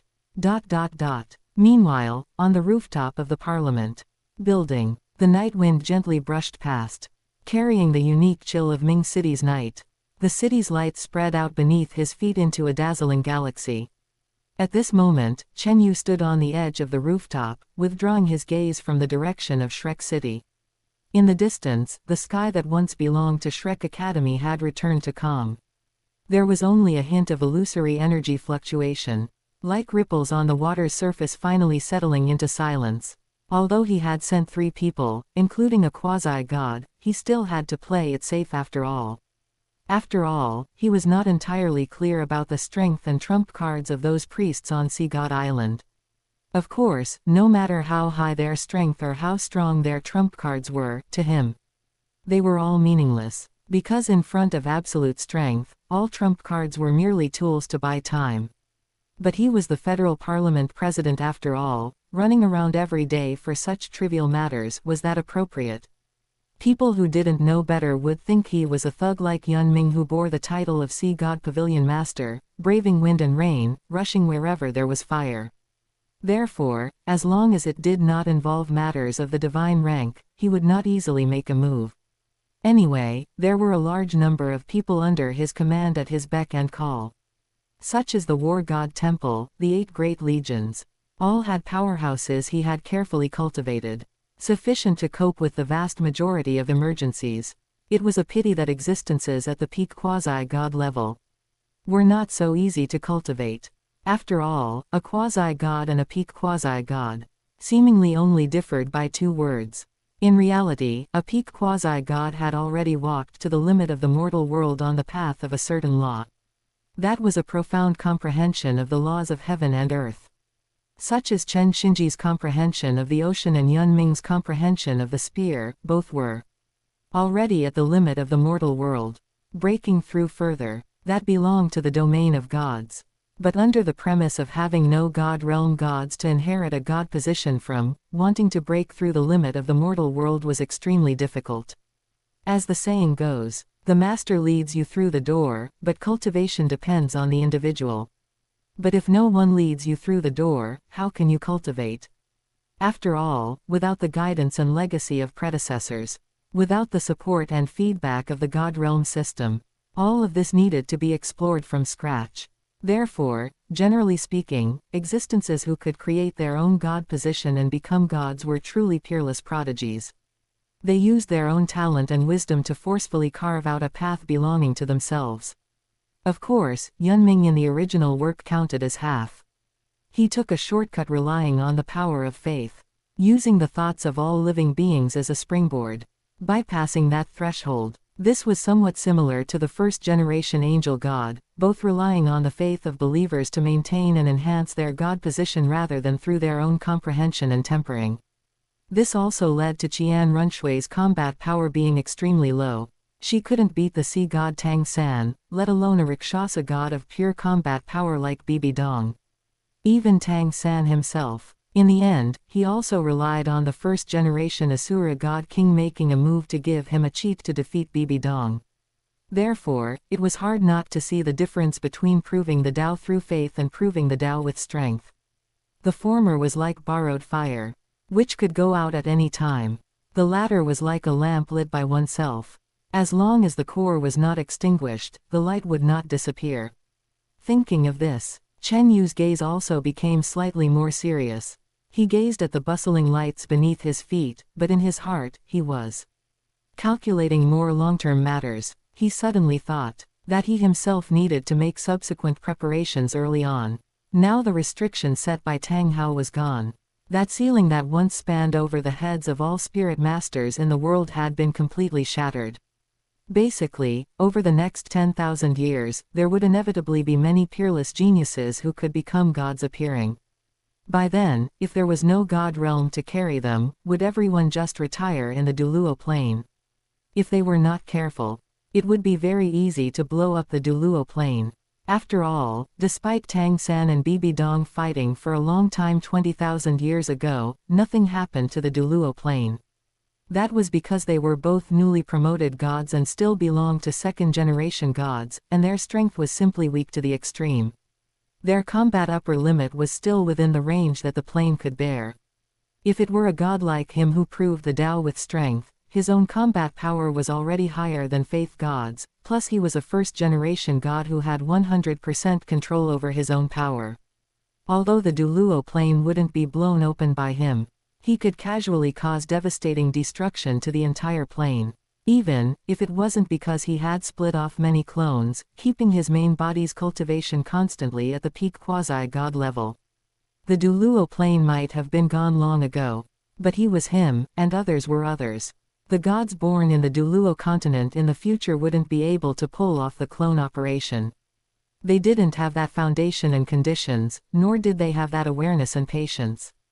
They would only continuously grow, break through, and accumulate power, like growing stars that would sooner or later tear open the sky of the Douluo plane. And it was even more impossible for him to stop them from continuing to cultivate. After all, doing this, what difference would there be between him and Tang Hao or Tang San? Therefore, he needed a brand new god realm.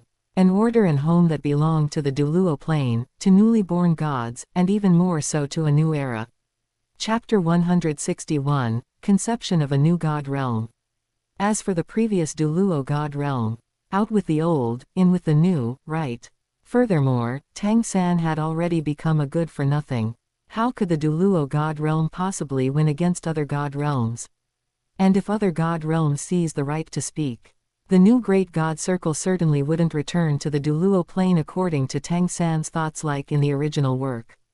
Instead, according to their own ideas, they would return to the Void Realm locations where their respective God Realms resided. By that time, the Douluo plane would become a solitary island. Therefore, in order to protect the Douluo plane, the plan for a new God Realm was extremely urgent. Chen Yu's gaze looked towards that profound night sky, gazing at the Void Realm he had crossed countless times before. At this moment, a prototype was slowly taking shape in his heart. And in the future, one would be born. A new God Realm dominated by him, centered around the Douluo plane, and capable of carrying all newborn deities.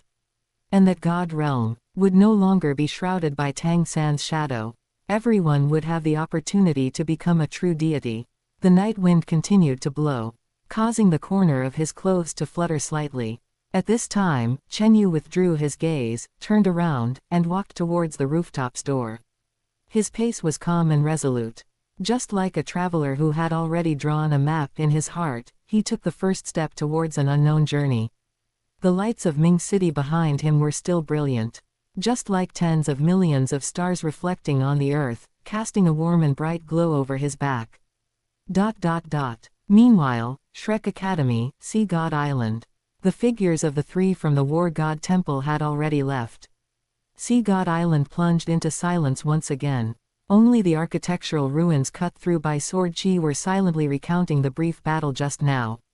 And in the shadows of these ruins, the corpses of those venerated elders and attendants suddenly turned into withered bones, and then the withered bones turned into ashes once again.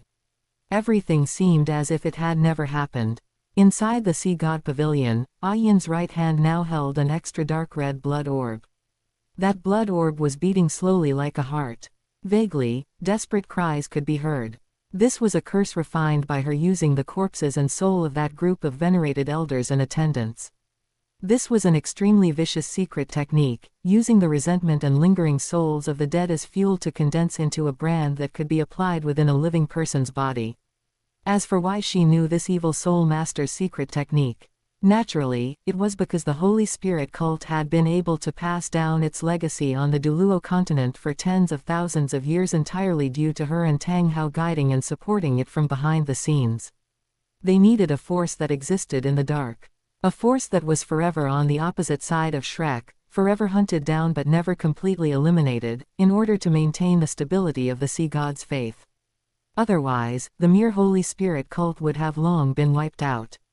How could it grow into an existence capable of rivaling Shrek Academy?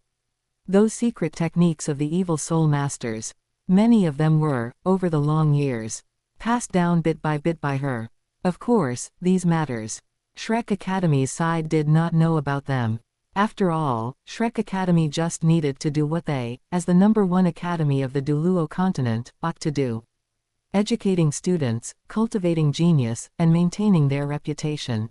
Unlike them of the Tang family, who had to consider many more things. They needed to control the entire domain, lay out plans for 10,000 years, and ensure that all chess pieces walked on the predetermined track.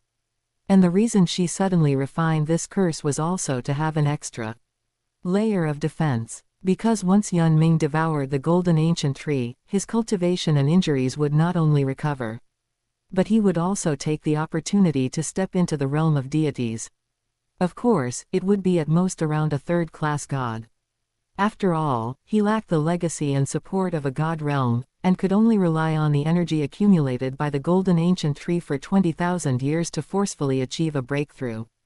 Of course, the life core status given by the golden ancient tree reached that of a second-class god, but status was ultimately just status, not true strength. Just like an ordinary person inheriting a crown without matching territory and army. There was no help for it, the god realm was not around. And within the Douluo plane, there wasn't too much immortal chi for Ming to absorb. Therefore, being able to have the strength of a third-class god was already very good. But since both were deities, she and Ming would be on equal footing, and Ming might even be stronger than her. Because she was still only a divine officer, the lowest level in the god realm system, whereas Ming would directly step across that threshold, possessing power and god position of a higher level than her. Therefore, what should she do if Ming became disobedient at that time? After all, if Ming wanted to go back on his word after becoming a deity and was unwilling to act according to her plan, she would have no way of dealing with it at all. Therefore, she needed a trump card that could keep Ming in check. Thus, as long as she cast this curse upon Ming, subsequently, once Ming dared to disobey her words, she would be able to activate the curse to backfire on Ming. By then, even if Ming was unwilling, he would have no choice but to work for her. Thus, she looked towards Ming. Begin. Ming slowly stood up from that wooden chair, although his movements were still somewhat sluggish. But they were already much stronger than before. He did not hesitate, merely nodding his head. All right. As the words fell, the golden ancient tree suddenly bloomed with dazzling radiance. That golden light gushed out from the tree crown like a torrent, rushing towards the night sky, illuminating the entire sea god island, and also illuminating that long silenced sky above Shrek Academy. If viewed from the outside, it was like a golden sun falling onto the earth. Meanwhile, Parliament building. At this moment, Chen Yu had just returned to the office not long ago and was listening to the report from the three of the War God Temple. Suddenly, Secretary Pan Wen barged in with a panicked expression. His pace was hurried and messy, and his voice carried a rare panic and urgency. Speaker, something terrible has happened. But when Secretary Pan Wen noticed that there were other people in the office, he instantly quieted down and didn't say a single word. He stood at the doorway with his gaze lowered, waiting for Chen Yu's subsequent arrangements. Meanwhile, Chen Yu's expression remained unchanged, without any fluctuations. He looked at the three from the War God Temple and said indifferently, "This operation had its commendable points. Although the three of you cooperated tacitly, you ultimately lacked practical combat experience and let one person escape. What the boss says is right." Hearing this, Chen Yu frowned. "Call me Speaker." "Yes, Speaker." The temple master immediately changed his words. Only then did Chen Yu nod in satisfaction. What era was this, and they were still calling him boss? Making it look like he was in a gang. Immediately afterwards, he waved his hand and said, "All right, you guys may leave." The three of them also stood up together, bowed slightly towards Chen Yu, and then turned and left the office. Then, Chen Yu looked towards Secretary Pan Wen. "Speak, what has happened?" In an instant, Secretary Pan Wen once again revealed a panicked expression. "Speaker, according to the report from the Satellite Bureau, strong energy fluctuations have appeared at Shrek Academy. According to data analysis, it has already reached the level of a deity. At the same time, the entire Shrek Academy is now shrouded by a strong golden light, making it completely impossible to see what is happening inside." Chapter 162, Monitoring the entire Douluo plane. Chen Yu was also slightly stunned, then gave a light chuckle. Interesting. He slowly stood up, walked over to the window, and cast his gaze toward the direction of Shrek City. In the night sky, a faint, ethereal golden light was indeed seeping from the distant skyline. That golden light was reflected in his eyes, and the arc of his lips did not disappear, instead, it deepened slightly. "Interesting," he repeated. "It seems someone is unwilling to exit just like this." Even though he was not in Shrek City right now, he could still guess a thing or two. The only thing in the entire Shrek Academy that was still worth anything at present was the golden ancient tree. And the main reason why he hadn't touched the golden ancient tree was indeed because the golden ancient tree was truly the life core of the Douluo plane. Therefore, once something went wrong, the ecological balance of the entire plane would suffer a huge impact. Coupled with the fact that he had long since become a god, that bit of vitality and status within the golden ancient tree, to him, could hardly be considered a scarce resource anymore. This also caused the current golden ancient tree to be of little use to him. Of course, it wasn't that he couldn't take the golden ancient tree away if he forced it. But after all, he was still the Speaker of the Federal Parliament. He still needed to consider the overall situation to a certain extent. He was actually very similar to the position of an emperor, holding great power in his hands. His subordinates were each more loyal than the last. But loyalty was loyalty, they themselves also had their own factional divisions, which was unavoidable.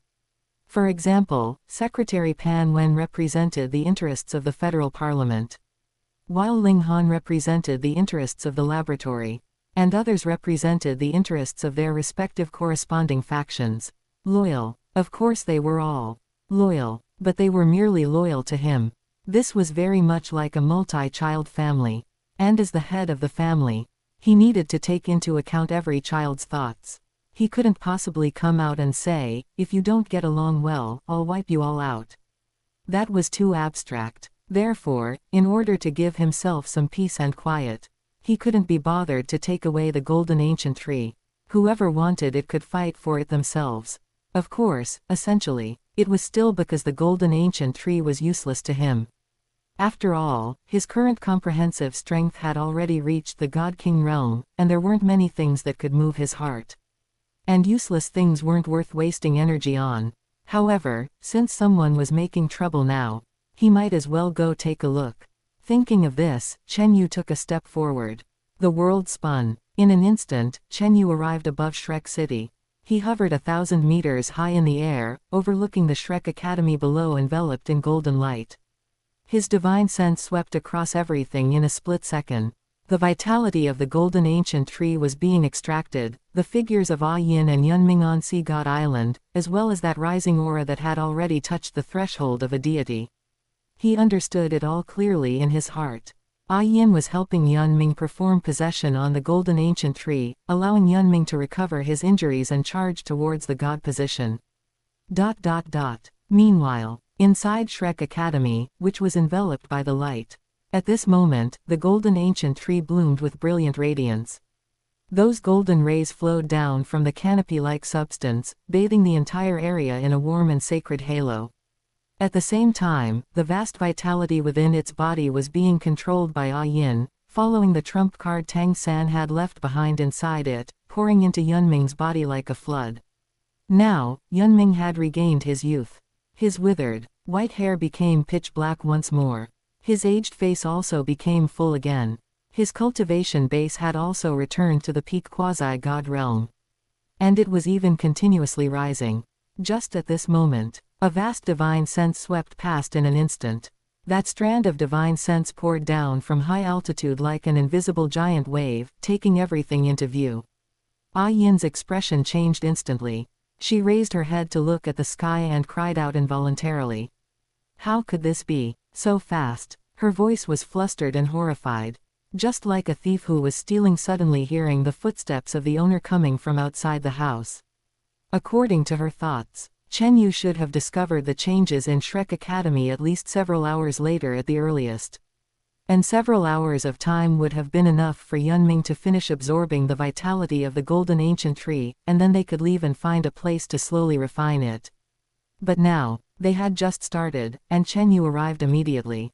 Why on earth was this happening? Yin was thoroughly collapsing in her heart. She never expected that Chen Yu had pulled off a move like satellite monitoring. Those metal eyes in space covered every corner of the Douluo plane. And the number of satellites outside the Douluo plane today was as high as over 600. Even the two continents of Star Luo and Doling, as well as some small islands, were incorporated into the monitoring of the Federal Satellite Bureau.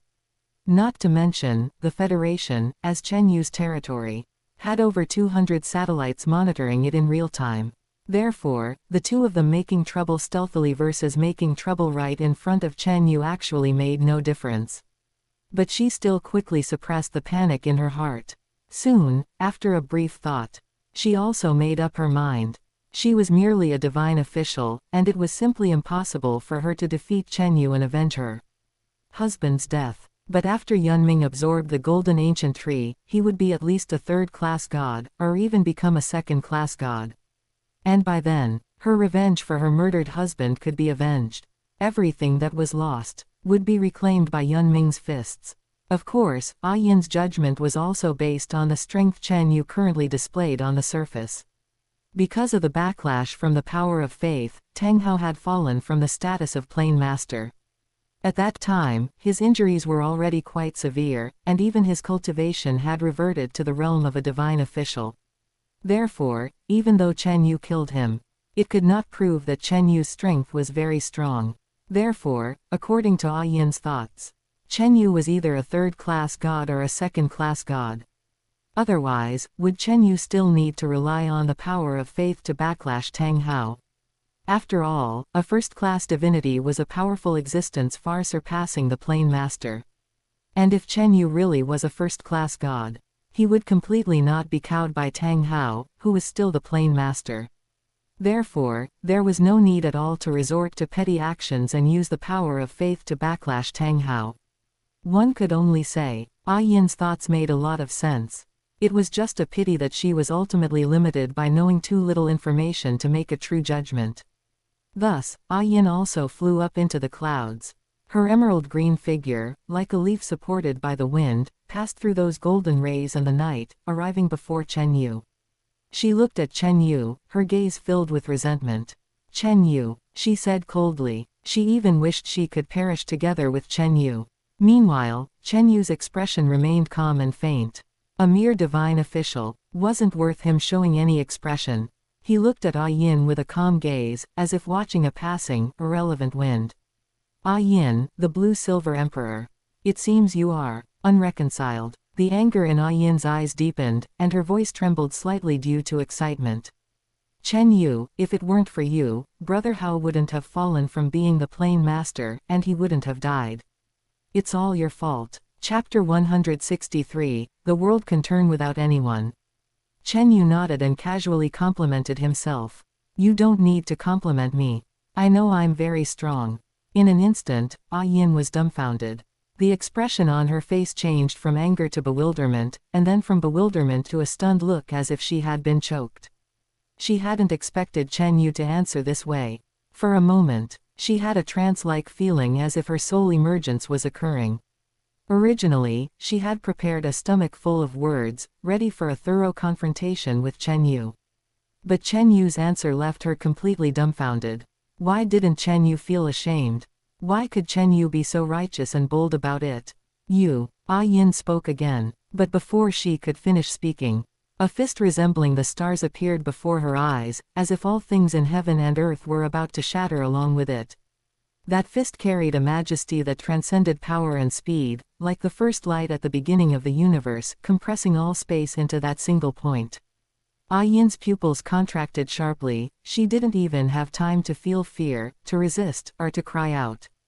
A calm voice sounded in her ear. Thank you for the compliment. Boom. Yin, the blue-silver emperor, had fallen. This time, her true form was completely erased. She no longer had any chance of resurrection. At this moment, Chen Yu cast his gaze downward. That brilliant golden light was still churning, and the vitality of the golden ancient tree was still continuously pouring into Yunming's body. At this moment, feeling that vast gaze fall upon him, Yunming instantly revealed a look of despair.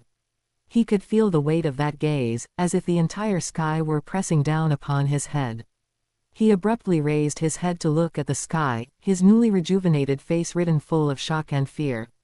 He saw it. He saw Chen Yu appear before him. Fleeting appeared on his face, his voice carrying the eagerness and humbleness of a drowning person grasping the last piece of driftwood. Chen Yu, I was wrong. His body was trembling slightly. He truly knew he was wrong. Had he known earlier, he must have been crazy to continue going against Chen Yu. Wasn't living wonderful? Chen Yu shook his head, his voice calm. You don't know you were wrong. You only know that you are going to die. Chen Yu's words were like a knife, completely cutting off the last shred of luck in Yun Ming's heart.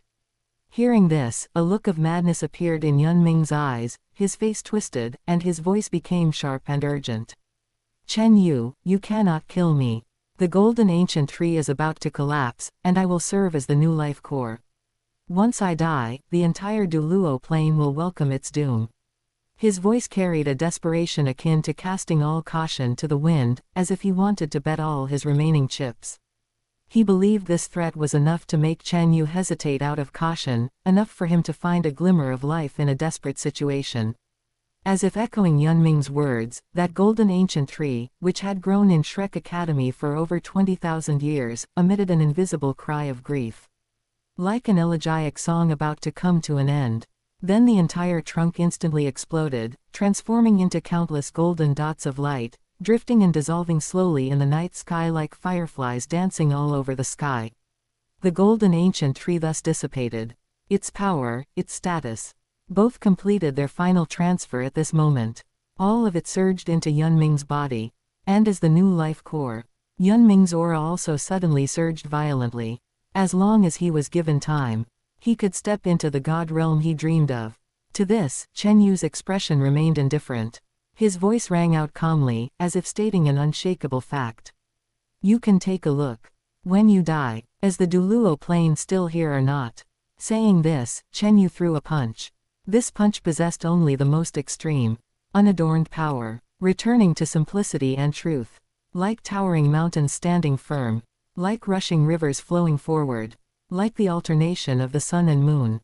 Boom. Instantly, Yun Ming, along with the entire sea god island, was directly erased by this punch. This island that bore the sea god's faith for tens of thousands of years, along with all the buildings and glory upon it, all turned into nothingness in an instant. Lake water rushed backward. At this time, Chen Yu also felt the changes happening to the plain.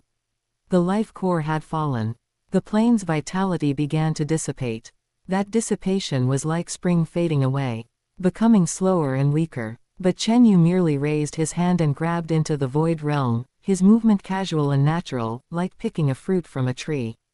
Only to see, within his right hand, a brand new status was slowly forming, exuding a warm and gentle golden green light. The life core status was recondensed by him. Instantly, the changes to the plane stopped. The pulse of the earth became strong and powerful again, the leaves of the plants unfolded once more, and the vitality belonging to life in the air became rich and abundant again. To this, Chen Yu could only say, in this world, it can keep turning no matter who is missing. There is no one who is irreplaceable. There is no god who is indispensable.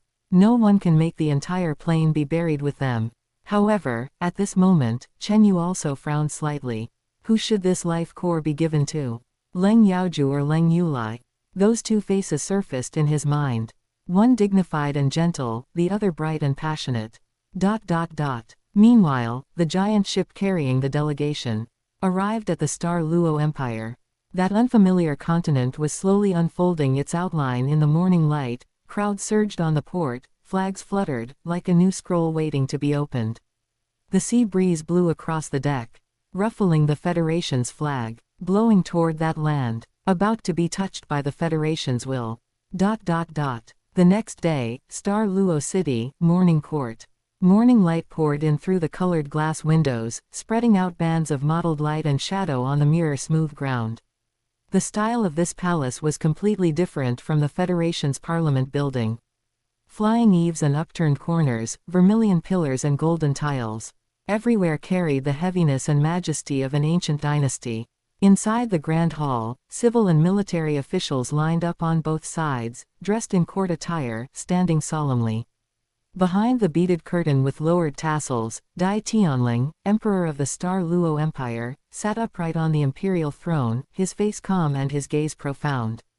Foreign Minister Sima Lanciao stepped out from the ranks, holding an expedited document in his hands. He bowed before the hall, his voice clear and steady.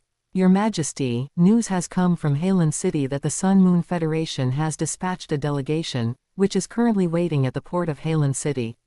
Instantly, the ministers also began to murmur and discuss animatedly. Some frowned slightly. Some exchanged glances with each other. Some began to converse in low voices. A buzzing sound suddenly arose in the grand hall, like a pool of water stirred by a pebble. The Sun-Moon Federation. Why did they send a delegation over? What do they want to do? A flash of vigilance and worry crossed the eyes of some older officials. Because, in the history of the Star Luo Empire, the Federation had always been a powerful existence. A neighbor they needed to guard against at all times. Chapter 164, Shrek. It's gone. Since it's a delegation, perhaps they intend to establish diplomatic relations with our Star Luo Empire. A minister standing in the front row stroked his beard and said. There was optimism in his tone. Who would have thought that after thousands of years, the Federation would actually bow its head first? There was a hint of complacency in his words, as if the Empire's strength had finally made the Federation feel pressured. Indeed, it seems the Empire's development has ultimately made the Federation fearful. Another minister chimed in. His voice carried undisguised smugness. Since the founding of our Star Luo Empire, our national strength has been flourishing and powerhouses have emerged in large numbers. Now the Federation must be unable to sit still either. But we still cannot lower our guard. An elderly minister with a solemn expression shook his head slightly. The Federation has always been good at maneuvering. Sending a delegation so suddenly this time probably isn't as simple as just establishing diplomatic relations. We must still be on high guard. His words caused the surrounding discussions to pause slightly. The murmur of discussion gradually subsided. Everyone's gazes converged once again upon the imperial throne, awaiting their emperor's decision. At this moment, Dai Tianling had a strange expression. Some time ago, he happened to have a deep conversation with his teacher. The teacher mentioned that although their Star Luo Empire and the Sun-Moon Federation were separated by tens of thousands of miles of ocean, they still needed to know how the Federation was specifically developing, just in case. Although the Tang sect would tell them some information, the intelligence transmitted by the Tang sect ultimately carried its own stance and bias, which wasn't as true and comprehensive as seeing and hearing it for oneself. Therefore, they also intended to build a massive ocean-going vessel to make a trip to the Federation and gather some intelligence and information. Who would have thought? Now, the massive ocean-going vessel hadn't even been finished yet. And instead, the Federation came to the Star Luo Empire first. Was there some conspiracy behind this? This couldn't be blamed on Dai Tianling for overthinking. After all, ever since the Star Luo Empire and the Douluo Empire were destroyed and annexed by the Sun-Moon Empire, their ancestors, with the help of Shrek Academy and the Tang sect, underwent a long period of enduring hardships and nursing vengeance. Until the Sun-Moon Empire transformed into the Sun-Moon Federation, taking advantage of the newborn Federation falling into turmoil. They escaped the Douluo Continent with the help of Shrek Academy and the Tang sect, founded a nation here, and developed to this day. Therefore, what separated them and the Federation was not just an ocean, but that blood feud spanning 10,000 years. However, since the Federation had sent a delegation over, he couldn't be too petty either, lest he lose the demeanor of a great power. After all, the Star Luo Empire was also a major power. If they couldn't even manage the etiquette of welcoming a delegation, it would instead cause the Federation to look down on them. He pondered for a moment, his gaze falling upon the foreign minister below, and slowly spoke. It will have to trouble Lord Sima to make a trip to Halen City and welcome the delegation into Star Luo City. Foreign Minister Sima Lanciao respectfully lowered his head. Understood. Ellipsis. 6 hours later, Halen City. As the most bustling port city of the Star Luo Empire, Halen City's port had always been a gathering place for 10,000 merchants. At this moment, at the port's most conspicuous berth, that silvery white federal giant ship was quietly docked, the federal emblem on its hull shining brightly in the afternoon sunlight. Foreign Minister Sima Lanciao had also arrived at Halen City and met with the head of the federal delegation. He brought along an entourage of officials and guards. Passing through the curious onlookers on the dock, he arrived at the red carpet laid out in front of the giant ship. He was wearing a formal court robe. The deep purple gown emitted a solemn luster in the sunlight. his step steady and composed, with a just right smile on his face. He walked up to the head of the federal delegation, bowed slightly, then extended his right hand, his tone gentle and polite. "Hello, I am Foreign Minister Sima Lanciao of the Star Luo Empire." Secretary Pan Wen also smiled slightly. Afterwards, he reached out his hand to shake his. He was wearing a well-tailored dark formal suit, with the badge of the General Secretary of the Federal Parliament pinned to his chest. His posture was upright and his expression composed, making him look a bit more formal and diplomatic than usual. Secretary Pan Wen, the person in charge of this federal delegation. And also the General Secretary of the Sun Moon Federation Parliament. A flash of shrewdness crossed Foreign Minister Sima Lanciao's eyes. The position of General Secretary was not small. Translated into their Star Luo Empire's terms, it was basically equivalent to a Prime Minister. However, the Federation was the Federation after all, not a country with centralized imperial power like their Star Luo Empire. Therefore, Secretary Pan Wen's status and position, comprehensively speaking, should be about the same as his. Of course, this premise was that Secretary Pan Wen was the person in charge of this delegation. If not, that would mean the Parliament's power wasn't as great as he imagined, and it could almost be said to have been hollowed out quite a bit. But viewed this way, the Sun Moon Federation seemed to have produced a parliament president with considerable skills. Foreign Minister Sima Lanciao was also pensive inside, quickly taking this information into his mind. But the smile on his face hadn't changed at all. Immediately afterwards, he smiled and said, "Our Star Luo Empire has always deeply admired Shrek Academy. I wonder if among the accompanying members of this delegation, there are any senior elders of Shrek Academy. So that I can go pay my respects. I wonder if Secretary Pan can introduce them." His tone carried a probing nature, as if it were merely an ordinary request made out of politeness and admiration. But his real purpose was to use Shrek Academy to judge the Federation's current stance and attitude. After all, Shrek Academy had always been a special existence between the Sun Moon Federation and the Star Luo Empire. It was both like a bridge and like a city wall. If there were people from Shrek accompanying the delegation, it would mean the relationship between the Federation and Shrek was still close. If not, it meant things might be much more complicated than he imagined. But at this moment, Secretary Pan Wen showed a strange expression. Shrek. That was long gone. Thinking of this, Secretary Pan Wen also sighed internally. Clearly, he had followed the delegation on the giant ship heading toward the Star Luo Continent, but just a few minutes after boarding, the speaker tore through space and called him back to work. Good grief, heaven knows how arduous it was for him to both busy himself with matters on the giant ship and continue processing federal affairs.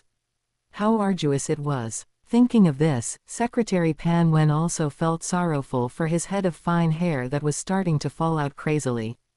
Could he still keep his hair? Even 5 minutes before Foreign Minister Sima Lanciao met with him, he was still handling affairs over in the Federation.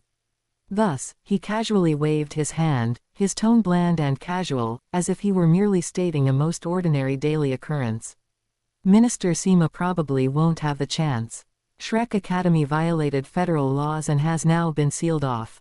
And all the senior elders of Shrek have also been brought to justice. You probably won't have the fate to see them. Boom. As soon as these words came out, Foreign Minister Sima Lanciao was dumbfounded on the spot.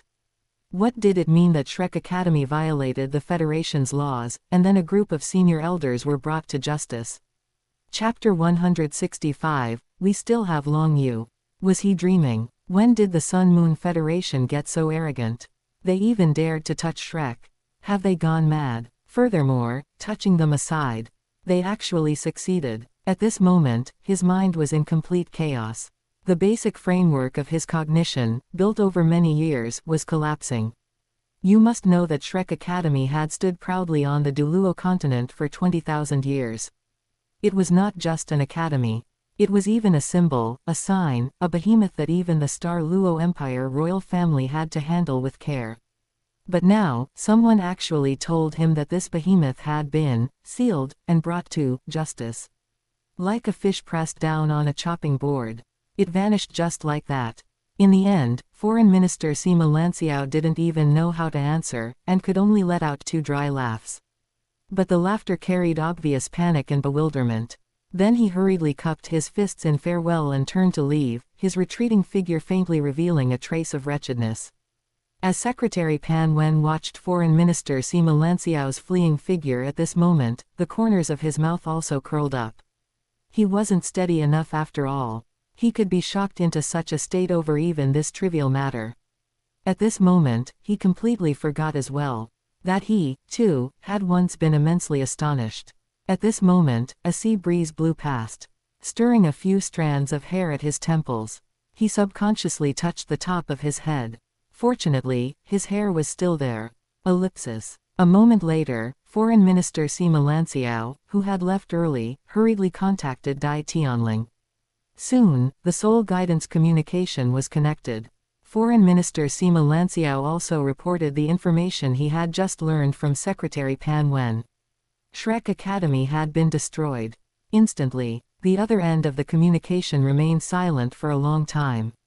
After a long while, Dai Tianling's voice sounded, as if even he could not believe that Shrek Academy, which had passed down its legacy for more than 20,000 years, would be destroyed just like that. Really? A trace of bitterness appeared at the corner of Foreign Minister Sima Lanciao's mouth. If the people from the delegation didn't lie. Both sides fell silent again. They knew. Matters involving Shrek Academy, there was no such thing as lying. Unless the Federation was tired of living. Therefore, this was true. Shrek Academy was truly gone. Finally, Dai Tianling let out a long sigh and said, "Let's do as we discussed before." Ellipsis. After ending the communication, Dai Tianling, who was far away in Star Luo City, still had an extremely grave expression. The sunlight outside the window was still bright. But it could not shine into his heavily overcast heart at this moment. He was silent for a moment, as if digesting the seemingly overwhelming information, then suddenly stood up, called for his guards, and said in a deep voice, "Prepare the carriage, go to Monster Academy." Ellipsis. Monster Academy was nestled in a secluded mountain forest in the eastern suburbs of Star Luo City, completely different from the palatial and magnificent style of Star Luo City. It was more like a wild, rustic version of Shrek Academy. Its buildings were simple and rugged, nestled among towering ancient trees, exuding a sense of being far away from the hustle and bustle of the world everywhere. However, this was the cradle for cultivating top powerhouses in the Star Luo Empire. It was the holy land that every genius student dreamed of.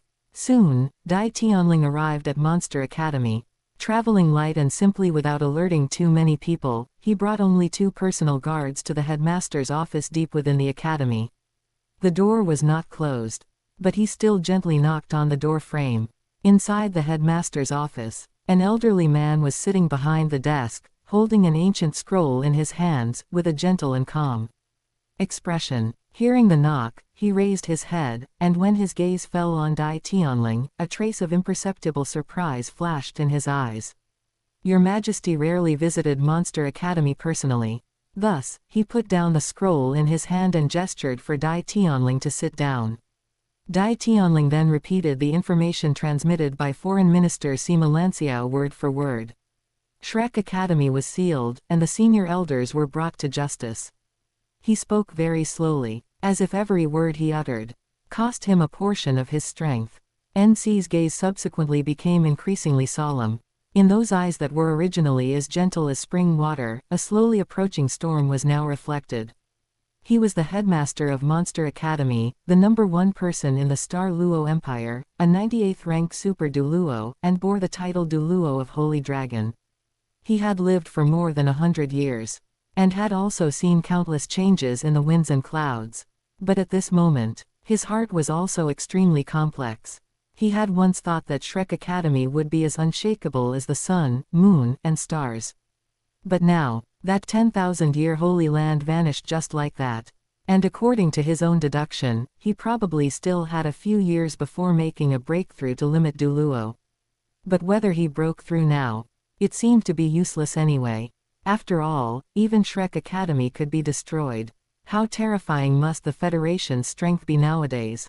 In the duel between nations, Could their Star Luo Empire still have a right to speak? At this time, Dai Tianling said with a flustered expression, "Teacher, what should we do next?" NC helplessly shook his head, his voice carrying a composure and sigh as if he had seen through the ways of the world. Our strength is inferior to others. All kinds of schemes are ultimately inferior to breaking everything with raw power. Let's take it one step at a time. Hearing this, Dai Tianling also gave a light sigh. He sat there, his gaze lowered, looking at his hands clasped together on his knees, and remained silent for a long time. However, at this moment, NC thought about it and still spoke up to comfort him. Your Majesty shouldn't panic too much. That child Long Yu has extremely high talent. If we are given another 20 years, he can also become a quasi-god. With the might of his mountain dragon king spirit, he should logically be able to fight a peak quasi-god. And by then, our Star Luo Empire can regain its right to speak. It's just that we need. NC did not continue speaking. But Dai Tianling understood the meaning behind NC's unfinished words. Before Long Yu became a quasi-god, facing the might of the Federation, they could only choose to take a step back. Bide their time and endure humiliation.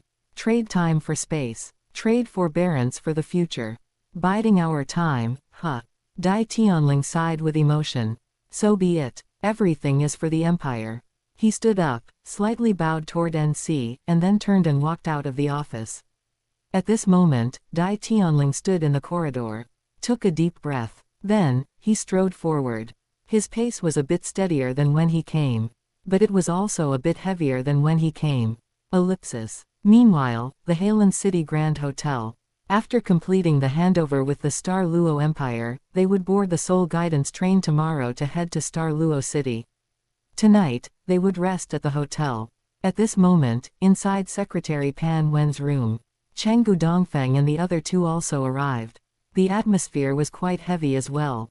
Even Secretary Pan Wen did not know what to say for a moment. After all, according to the chairperson's intent, the three of them, including Chenggu Dongfeng, had to die in the Star Luo Empire. That was the first step of the plan, the stepping stone to give the Federation a righteous justification and an unalterable script.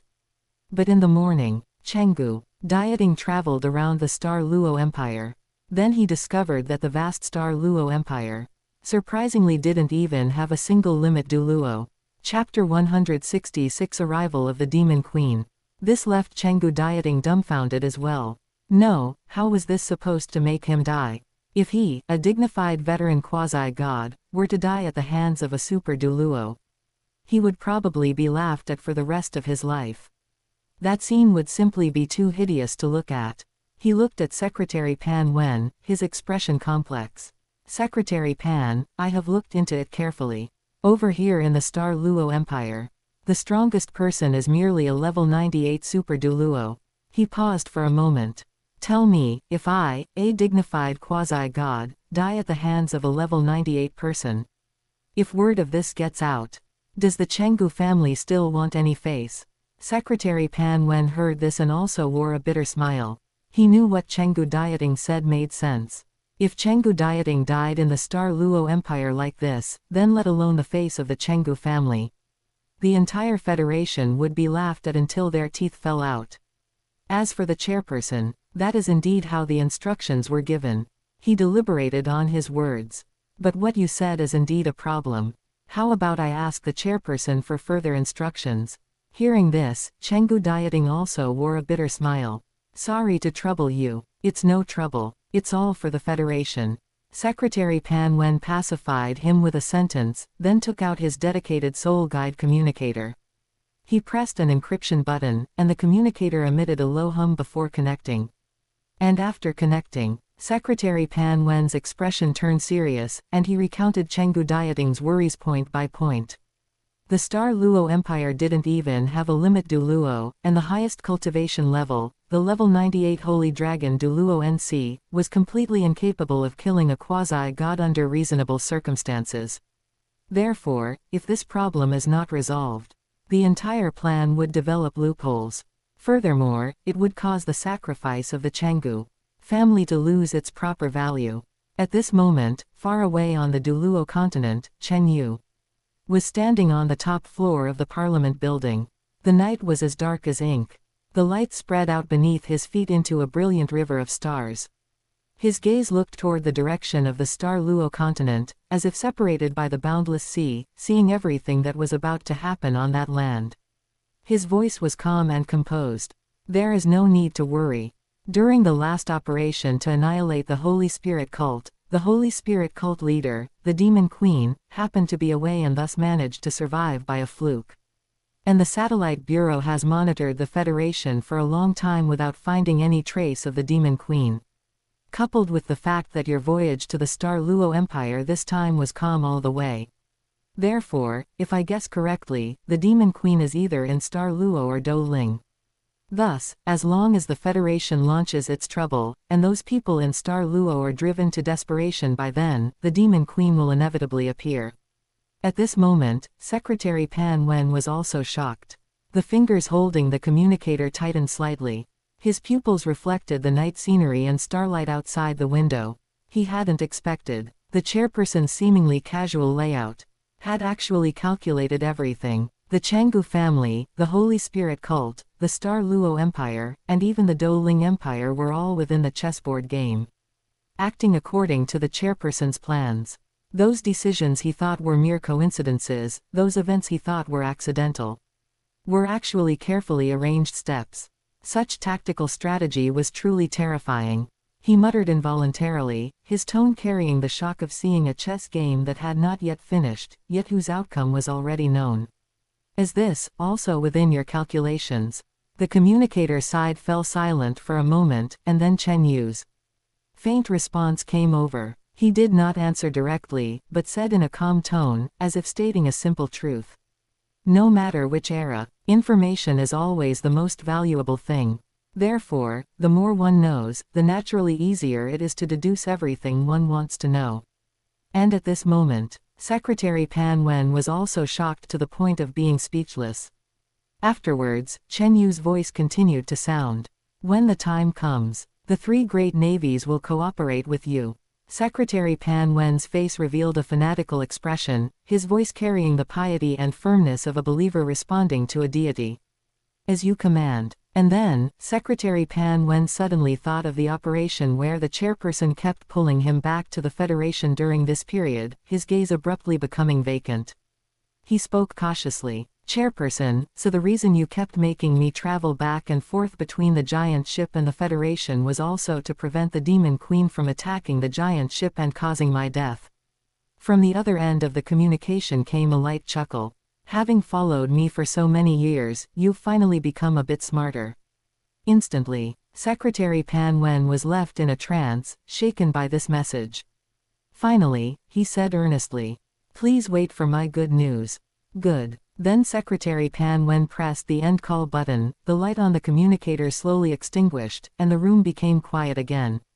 Secretary Pan Wen put the communicator back into his pocket, looked at Chenggu dieting, and then repeated what Chen Yu had said, every word clear and solemn, as if recounting a sacred decree.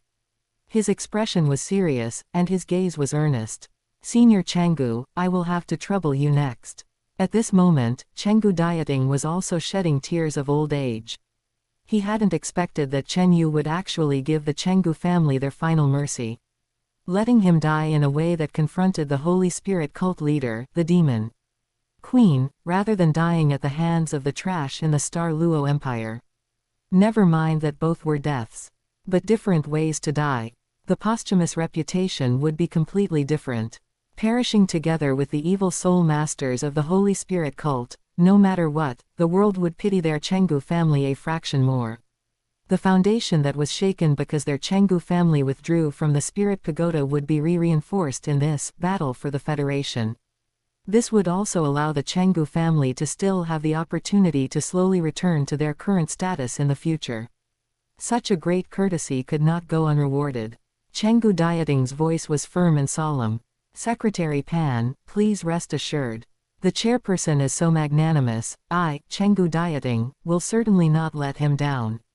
His back was straight, and his gaze flickered with the calmness and resoluteness of going to fulfill an appointment. Meanwhile, Chenggu Qingfeng and Chenggu Dongfeng, who had been silent all along, spoke at the same time, their voices calm yet carrying firmness. "We are the same." The night outside the window remained deep. The sea breeze was still blowing the curtains. Secretary Pan Wen looked at Chenggu Dieting's tear-stained yet still bright eyes, complex emotion surging in his heart. He witnessed the curtain falling on a family, and also witnessed the rebirth of a family. He nodded, his voice steady and powerful. "Then, everything goes according to plan." Meanwhile, Monster Academy. Night had already enveloped the entire mountain forest, and only a few windows in the Academy's main building still shone with warm lights. A figure came to the door of the principal's office. He didn't knock, but gently pushed the door open, then stood there, quietly looking at NC. Seeming to sense something, NC raised his head. His gaze fell on that figure, and the solemnity in his eyes dissipated slightly, replaced by gentleness, a joy like that of an elder seeing a wanderer return home. Chapter 167, Viewing the Sky from the Bottom of a Well. He put down the scroll in his hand, his tone gratified. "Tong Yu, you are back." Qilin Douluo Tong Yu. He can be described as a household name throughout the Star Luo Empire. Born with a spirit of low potential, he eventually stimulated his spirit's potential by ingesting pesticide, causing his dog spirit to mutate into a top-tier spirit, the Qilin. However, because the method of mutation was too extreme, his appearance was also affected.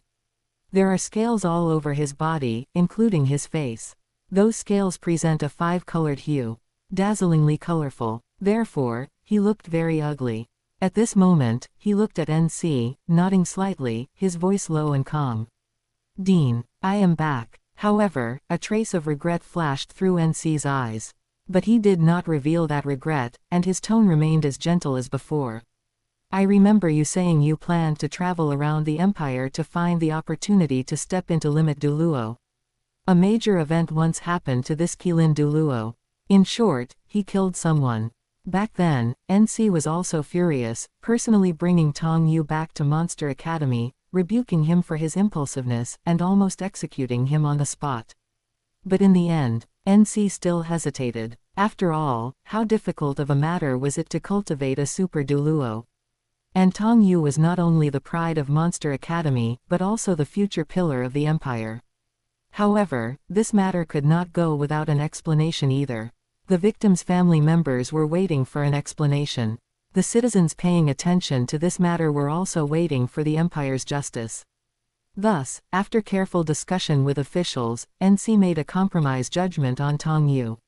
Since powerhouses with titled Douluo Cultivation and above have a certain degree of amnesty, but Tong Yu's situation was too vile, he was sentenced to 50 years of imprisonment, forbidden from ever possessing battle armor, and barred from leaving the vicinity of Monster Academy for life unless under a special pardon by the Academy. But the interesting part came. Through the conversation between NC and Tong Yu just now, it was very obvious that Tong Yu did not suffer the so-called imprisonment punishment at all. He could still enjoy life, freely enter and leave Monster Academy, and even travel outside. This was also the norm of a feudal empire. Strength determines everything, even superseding public opinion and laws. When a person's power is strong enough, the law will make way for him, the rules will change for him, and justice will be redefined for him. Hearing this, Tong Yu also shook his head. Still a little bit off. "However, I heard your majesty say that the empire seemed to have encountered a little trouble, so I came back." Hearing this, NC also sighed lightly. A storm is approaching. However, it is good that you are back. With 2 level 98 Super Douluo holding down the fort, presumably the Federation will also be somewhat wary. And if Secretary Pan Wen, Chenggu Dieting, or anyone else in the Federation knew of NC's such arrogance, they would probably laugh to death right there. The Sun-Moon Federation has a total of 8 great legions, and the 8 legion commanders all possess Limit Douluo Cultivation, with each one sufficient to rank first on the Star Luo Empire's list of powerhouses. The War God Temple Master has Quasi-God Cultivation. The 2 Vice Temple Masters have Demigod Cultivation. There are also several War Gods with Limit Douluo Cultivation. Pulling out any random one would be enough to make the powerhouses of Monster Academy collectively silent. as well as the Chenggu family having a quasi-god and 2 demigods on this side. Furthermore, this hasn't even counted Shrek Academy and the Tang sect which were liquidated by Chen Yu, nor the Blood God Legion guarding the Abyss Passage in the Endless Mountains. It can be said that in front of the Federation, the Star Luo Empire is no different from stones by the roadside. It might just hurt the foot a little bit at most. Viewing the sky from the bottom of a well like this, only the Star Luo Empire could do such a thing. Anyway, in the Federation, a peak quasi-god still dies if they commit an offense. And Chen Shinji's ending is the best example. After all, the least lacking thing in this world is a genius. True power never collapses because of the disappearance of a certain person. This is purely the Star Luo Empire blocking off the path of promotion for civilian geniuses by themselves. Those talented civilian children have no chance to enter Monster Academy. Their ending can only ultimately be swallowed by the masses. Among the entire Monster Academy and the 8 heavenly kings pushed out by Monster Academy, which one has a civilian family background? Even this Qilin Douluo Tong Yu, if not for the suicide incident causing too much of a ruckus, could not possibly have entered Monster Academy. Therefore, no matter how many times it comes over again, the Star Luo Empire can never contend against the Federation. This is the superiority of the system, the collision of 2 civilizational forms, and a doomed ending between a closed feudal dynasty and an open grand federation. Even if Shrek Academy and the Tang sect have been secretly helping the Star Luo Empire, it's useless. Because those assistances are only superficial blood transfusions. They fundamentally cannot change the structural flaws of the Star Luo Empire at the institutional level. Like a castle built on sandy ground. No matter how magnificent the appearance, ultimately it cannot withstand the pounding of real waves. The next day, the Federation delegation arrived at Star Luo City. The morning light had just spilled over. The flags on the city walls unfurled in the wind. The sole guide train carrying the delegation slowly stopped at the dedicated station outside the city. Afterwards, after an afternoon of rest, the members of the delegation adjusted their states, tidied up their appearances, and prepared for the national ceremony in the evening. At night, resounding bugle calls rang out one after another. Those bugle calls were long and solemn, lingering for a long time in the night sky of Star Luo City. The square in front of the Imperial Palace was brightly lit, countless bright lights illuminating the entire area as bright as day, reflecting the flying eaves and carved beams of those palaces in dazzling brilliance. The grand national ceremony began in front of the Imperial Palace. A bright red carpet extended from within the Imperial Palace, following the steps, passing through the palace gates, and laying across the square, welcoming guests from afar. Meanwhile, in the Imperial Palace, all civil and military officials stood with serious expressions on both sides of the Grand Hall, wearing various court attires and neatly arranged according to rank. And Dai Tianling at this moment also had a calm and composed expression. He sat upright upon the imperial throne, the beaded curtain of his crown hanging low to obscure most of his face, yet the pair of exposed eyes carried a calm and composed radiance. Today's national ceremony. His teacher NC and Qilin Douluo Tong Yu both came to hold down the fort, all to give the Federation a show of force. Of course, this was not a real show of force. To be precise, it was to let the Federation know that their Star Luo Empire was not to be trifled with either. At this time, Secretary Pan Wen walked into the Imperial Palace. He had changed into a formal diplomatic attire. His steps were steady, and his face wore a proper smile. Closely following behind him were Chenggu Dieting, Chenggu Dongfang, and Chenggu Qingfang, the 3 of them. Further back were the other personnel of the delegation. They followed Secretary Pan Wen's pace, like a flowing river of stars, slowly converging into this ancient Grand Hall. NC stood on the left side of the Grand Hall, his beard and hair entirely white, with a gentle face yet sharp eyes. Tong Yu stood on the right side of the Grand Hall, his 5-colored scales reflecting a dazzling luster, his gaze calm and focused. At this moment, 2 auras of level 98 Super Douluo erupted simultaneously, like 2 invisible mountains rising within the Grand Hall, quietly pressing toward the delegation. Chapter 168, Is the Federation Trying to Start a War? An invisible clash erupted within the Grand Hall. As for anyone below the titled Douluo level, they couldn't even perceive this clash at all. They only felt that there seemed to be a subtle change in the air, yet they couldn't clearly define what that change actually was. But for those powerhouse figures with acute perception, this silent clash was taking place in every corner of the Grand Hall. At this moment, Secretary Pan Wen's expression changed slightly. Although he did not possess the cultivation of a titled Douluo, as the Chief Secretary of the Federal Parliament, he had also witnessed plenty of clashes between powerhouses and could feel that invisible pressure rushing toward his face. Right now, he didn't expect that the Star Luo Empire, which didn't even have a single limit Douluo, would dare to be so arrogant. Pulling this kind of psychological intimidation right off the bat. Little did he know, the Star Luo Empire in the original work was even more arrogant. Tang Wulin's side wanted to save the Star Luo Empire and avoid the outbreak of war. But the Star Luo Empire simply refused to submit. Oh well, they insisted on fighting a match anyway. In the end, it took Tang Wulin's duel of the 5 gods to make the Star Luo Empire back down. It was just backing down, not bowing their heads. They even felt that they weren't afraid of the Sun Moon Federation. This was quite abstract. What the heck is this? If the Federation side had just fought seriously, their Star Luo Empire would have been directly flattened. Completely clueless about what they were acting so tough for. To put it bluntly, Chenggu Dongfeng could flatten the entire Star Luo Empire right now. At this moment, the 3 people including Chenggu Dieting also sensed the aura of NC and Tong Yu. The 3 of them immediately wore strange expressions. Immediately after, Chenggu Dieting glanced at Chenggu Dongfeng, signaling with his eyes. Does this kind of trash require your old man to make a move? Chenggu Dongfeng nodded slightly, replying with his eyes. Understood. In an instant, Chenggu Dongfeng no longer suppressed his aura and directly burst forth.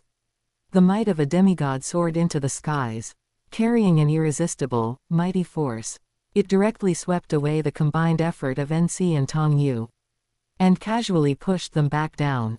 The expressions of NC and Tong Yu changed drastically on the spot. NC's body leaned backward slightly.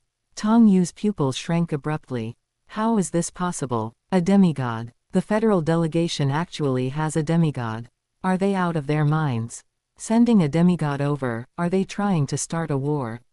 Of course, if Chenggu Dongfeng knew what they were thinking right now, he would probably be dumbfounded. Didn't he just simply counterattack? How did it get interpreted as wanting to start a war? He just casually returned the favor. But perhaps this was the helplessness of a small nation. With the Federation casually sending a few powerful figures over, the Star Luo Empire side had already started guessing whether the Federation was about to launch a nationwide war. After all, anyone casually sent by the Federation was a powerful existence they would never see in their entire lives. This wasn't Chenggu Dieting's fault for feeling aggrieved either. For him, a dignified quasi-god, to die at the hands of these few super Douluo in the Star Luo Empire.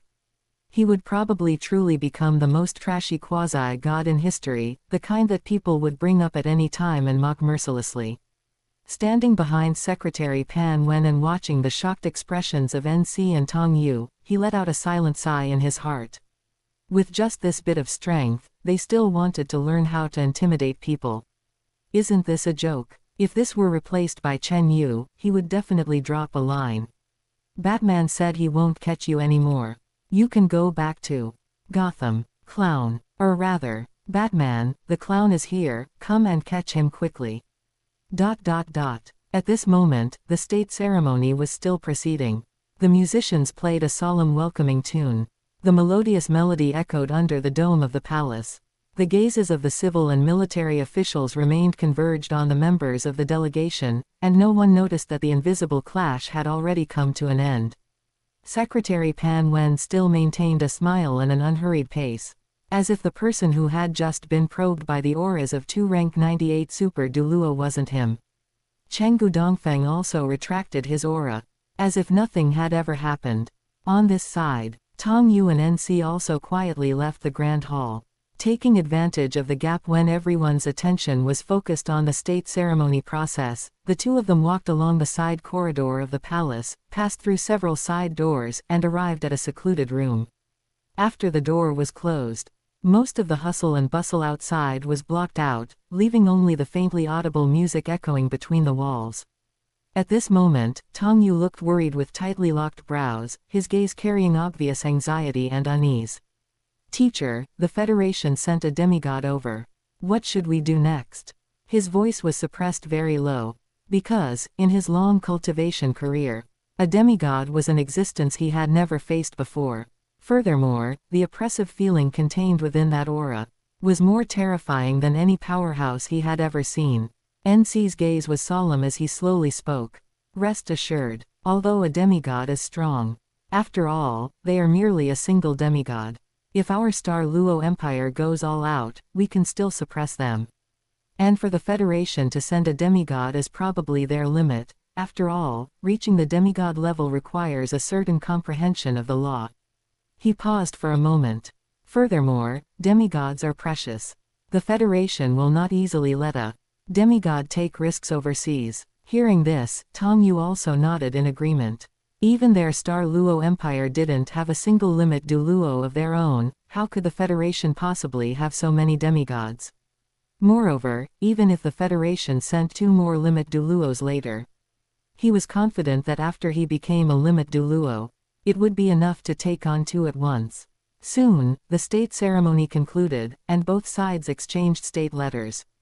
It was a brief and solemn ceremony. Secretary Pan Wen presented the Federation's state letter to Dai Tianling, and Dai Tianling accepted the state letter with the same etiquette. Then, it was respectfully carried into the palace by the attendants. The whole process was solemn and concise. At the same time, the Star Luo side hosted another banquet. The long table at the banquet was laden with rare delicacies unique to the Star Luo Empire, accompanied by golden plates, silver cups, and flickering candlelight, while waiters shuttled back and forth pouring wine and serving dishes for the guests. The atmosphere of the banquet was much more relaxed than the state ceremony. Many people began to converse with each other, others raised their glasses to toast one another, and laughter could be heard occasionally. After the banquet ended, Dai Tianling also received Secretary Pan Wen in the imperial study. Chenggu Dieting followed as a guard, standing not far behind Secretary Pan Wen like a silent statue, his aura restrained to the extreme yet making it impossible for anyone to ignore his presence. Inside the imperial study, Dai Tianling looked at Secretary Pan Wen, who wore a silent expression, his gaze flickering. He didn't rush to speak, instead picking up his teacup and taking a sip first, seemingly weighing his choice of words. A moment later, a hint of a smile appeared on his face, and his tone was as relaxed and casual as chatting about household matters. "Secretary Pan, I heard from Sima Qing that this delegation has come with important matters to discuss." "What important matters are they?" Secretary Pan Wen said calmly. "Your Majesty, you must already know that Shrek Academy violated federal law and has already suffered sanctions. However, there is one more thing I haven't mentioned. Chapter 169, War. Tang sect was also sealed off because it violated the federal laws. And the laws violated by Tang sect are called treason." Boom. Dai Tianling's mind instantly went blank. He hadn't expected that the federal parliament would be so arrogant as to not only destroy Shrek Academy, but also wipe out the Tang sect. But how on earth did the Federation manage to do it? You must know that Shrek Academy and the Tang sect possessed quite a number of powerhouses. How could they just vanish like that? For a moment, Dai Tianling was both shocked and bewildered. His gaze lost focus slightly, as if he were struggling to piece together an incomplete picture in his mind. At this moment, Secretary Pan Wen continued, his tone steady and clear. "Perhaps your Majesty does not know yet. The reason Tang sect was classified as committing treason is because they have constantly resold the Federation's supplies overseas for profit, causing massive damage to the Federation's interests. That is why it was classified as treason." Dai Tianling's eyes widened in horror, but he quickly reacted, looking at Secretary Pan Wen with a gloomy expression. Like the sky before a storm. Right now, he already knew what Secretary Pan Wen was implying. This was saying that their Star Luo Empire had stolen the Federation's supplies to develop themselves. Secretary Pan. Some things. I'm afraid you might not be able to bear this responsibility. Dai Tianling's voice was low and carried a suppressed anger, while he tapped his fingers on the table, as if drumming against Secretary Pan Wen to let him know what could be said and what could not. In response, Secretary Pan Wen's expression remained unchanged. Merely the Star Luo Empire. They couldn't even cobble together a limit Douluo. What face did he still need to give? He slowly opened his mouth. The Speaker of our Sun Moon Federation has asked me to relay to Your Majesty.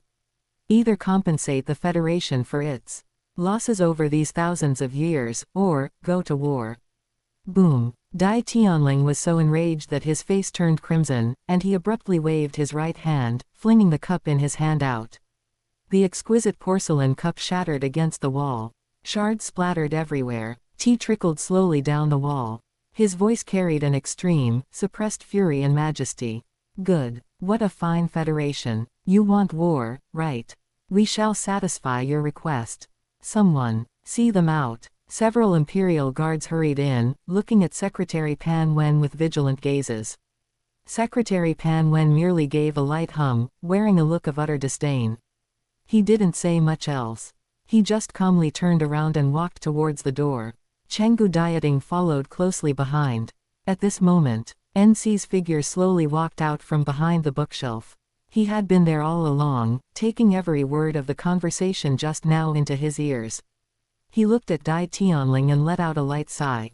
Your Majesty, you were too impatient. Dai Tianling wore a look of shame. Teacher, I am sorry. I did not choose to take a step back according to your request. NC shook his head slightly. Perhaps there is no longer any need to take a step back. His tone carried a calm and certainty born of deep consideration. Dai Tianling's eyes lit up slightly, raising his head with a trace of eagerness and expectation in his gaze. Teacher, please speak. NC wore a confident expression, walking to the window with his hands behind his back, looking at the night scenery outside the window, his voice clear and steady like a slowly flowing stream. When I previously heard that the Federation destroyed Shrek Academy, I was indeed very worried. After all, Shrek Academy has stood on the continent for 20,000 years, and its foundation is unfathomable, far surpassing even the most prosperous period of our Star Luo Empire. But now, Secretary Pan says the Federation has also made a move against the Tang sect. And Your Majesty must be very well aware of the strength of Shrek Academy and the Tang sect. Those two 10,000-year powers have countless powerhouses. If the Federation wanted to wipe out both of these powers simultaneously, it would inevitably have to pay a tremendous price. Especially the fall of those top powerhouses and internal turmoil, none of these can be easily compensated for. Therefore, I suspect that the Federation intends to recover its own state by sucking the blood of our Star Luo Empire. He paused. Of course, what makes me even more certain is that there is a demigod presence among this delegation. I was originally puzzled as to why the Federation would let a powerhouse sufficient to stabilize the country enter the delegation to visit the Empire. Thinking about it, this is perhaps a bluffing act by the Federation. Its purpose is to make us wary of this demigod, thereby agreeing to their unreasonable demands. After NC put it this way, Dai Tianling also had a sudden realization. He gritted his teeth, his voice filled with anger and humiliation. What a fine federation, to actually bully our Star Luo Empire like this. I originally wanted to perfunctorily deal with them, but I didn't expect them to be a sick tiger now. NC, however, shook his head. Your Majesty, a starved camel is still bigger than a horse. We still must not underestimate the Federation. After all, the Federation even sent a demigod to the diplomatic delegation. His gaze carried caution. Hearing this, Dai Tianling's expression also grew solemn, and the trace of excitement born from his sudden realization cooled down by a few points. He was silent for a moment, his gaze lowered. That is true. Even no matter how weak the Federation is now, a demigod still cannot be underestimated. Therefore, they still needed to make plans early. Thus, he raised his head, his gaze becoming serious and focused. Then teacher, what should we do? A flash of murderous intent flickered in NC's eyes. fleeting yet impossible for anyone to ignore. His voice remained gentle, yet carried a chill. Since we are already planning to give the Federation a taste of our power, then let's hurt them hard. Let them know that our Star Luo Empire is not something they can easily insult. Just right, since the members of the Federation delegation are all staying at the Star Luo Grand Hotel, we can fire a few level 9 fixed soul guidance cannon shells. At this time, Dai Tianling asked in confusion. With a demigod's reaction, the level 9 fixed soul guidance cannon shells seem unable to kill them, right? His brows furrowed slightly, evaluating the risks and benefits. NC nodded. That is natural. However, our purpose is not to kill this demigod. Instead, it is to bury all the other members of the Federation delegation in the explosion of the level 9 fixed soul guidance cannon shells. That demigod will also suffer no small amount of injuries. At that time, Chen Yu and I will strike together, taking advantage of his unstable footing to slay him with all our might. At this moment, every detail of the battle between both sides had already been considered by him. Dai Tianling was overjoyed. Then I will trouble teacher. NC simply smiled without a word. He nodded slightly, his gaze falling back onto the starry sky outside the window shrouded in night. Like a chess player who had already seen the endgame, quietly waiting for the next move to fall. And Dai Tianling was equally looking forward to this scene. Chapter 170. Handling weighty matters with ease, this is a quasi-god. Meanwhile, Star Luo Hotel, top floor room. Secretary Pan Wen and Chenggu Dieting had just returned when Chenggu Dongfeng hurried up to greet them. Secretary Pan, father, what does the Star Luo Empire say? Secretary Pan Wen smiled slightly. Just as the speaker predicted. His voice was relaxed and casual, as if everything was within expectations without any surprises. Chenggu Dongfeng understood. It seemed a war was still going to break out after all. However, he didn't dwell on it too much. When the gap in strength between both sides became too large, the side with the higher strength truly had zero passion left. Much like an adult facing a child, the outcome was already written before it even began. Yet he was also curious, what gave the Star Luo Empire the courage to completely break ties with the Federation when they didn't even have a single limit Douluo? He was silent for a moment before finally asking, then what are our arrangements next? Hearing this, Secretary Pan Wen's expression remained calm. Since they want war, then we will give them war. Tomorrow morning we will set off back to Halen City and properly arrange the rest of the delegation members. Then I will contact the Legion commander of the Tianai Legion. The other three also nodded. Each of them appeared very relaxed.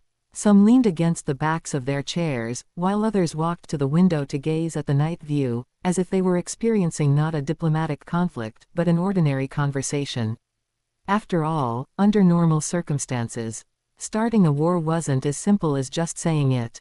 In a system like the Star Luo Empire, it still required Dai Tianling to bring it up during tomorrow's morning court session, followed by the civil and military officials arguing over various situations and dividing interests before a final decision on whether to go to war could be made. Don't look at how their federal Speaker Chen Yu could issue an order on the same day and have the 8 great legions set out directly by evening. That was because Chen Yu's reputation was simply too strong. Along with his extremely high control over the 8 great legions, allowing him to directly bypass parliamentary resolutions and various disputes. Even their Federation's previous speaker couldn't have achieved such a feat. Even with the Federation system, theoretically, it would be even slower than the Star Luo Empire. After all, the more people there were, the more complicated things became. One could only say, the gap between people was simply too vast. Immediately after, the 4 of them also intended to return to their respective rooms to rest. Suddenly, as if sensing something, Chenggu Dieting and the other 2 simultaneously raised their heads and looked in a certain direction. Then, Chenggu Dieting said with a deep expression, "It seems we underestimated the determination of this emperor of the Star Luo Empire." Chenggu Dongfeng and Chenggu Qingfeng also wore complex looks in their eyes. Because within their perception, a full 6 level 9 fixed soul guidance cannon shells were currently cutting through the night sky, heading straight toward them. Once Secretary Pan Wen learned of the situation, his expression was also filled with shock. he said in disbelief. Has the Star Luo Emperor gone mad? If 6 level 9 fixed soul guidance cannon shells explode in the core area of Star Luo City, how many people will die from this? You must know. This was different from the Great Ming City explosion 10,000 years ago. 10,000 years ago, although the chain reaction caused by Huo Yuhao and the others resulted in dozens of level 9 fixed soul guidance cannon shells detonating simultaneously. However, due to the extremely high quality of the warehouse itself and the ground absorbing a substantial amount of the explosion's might, therefore, the power of the explosion was greatly diminished. But even so, it still ultimately caused nearly 10 million deaths. But tonight, there was nothing to weaken the might of these 6 level 9 fixed soul guidance cannon shells. In other words, the destructive power and range of these 6 level 9 fixed soul guidance cannon shells exploding were enough to rival the Great Ming City explosion from 10,000 years ago. To this, Secretary Pan Wen could only say, the Star Luo Emperor was truly crazy. In order to kill them, he actually allowed tens of millions of people to die together under the level 9 fixed soul guidance cannon shells. Chenggu Dieting let out an exclamation of emotion. This Star Luo Emperor is certainly ruthless. He is a formidable hero. It's just a pity, they seem to have miscalculated something. Even knowing that 6 level 9 fixed soul guidance cannon shells were heading toward them, the 4 of them remained so calm. The biggest reason was that level 9 fixed soul guidance cannon shells could not kill any limit Douluo. Let alone that they were 2 demigods and 1 quasi-god. Even level 10 fixed soul guidance cannon shells would allow them to escape, let alone mere level 9 ones. It could be said, if it were Yun Ming from the original work. As long as he didn't want to die, even 2 level 12 fixed soul guidance artillery shells couldn't keep him. This was the might of a peak quasi-god. Afterwards, Chenggu Dieting looked at the 2 Chenggu brothers, his voice steady and resolute. I will take Secretary Pan and the other members of the delegation away together.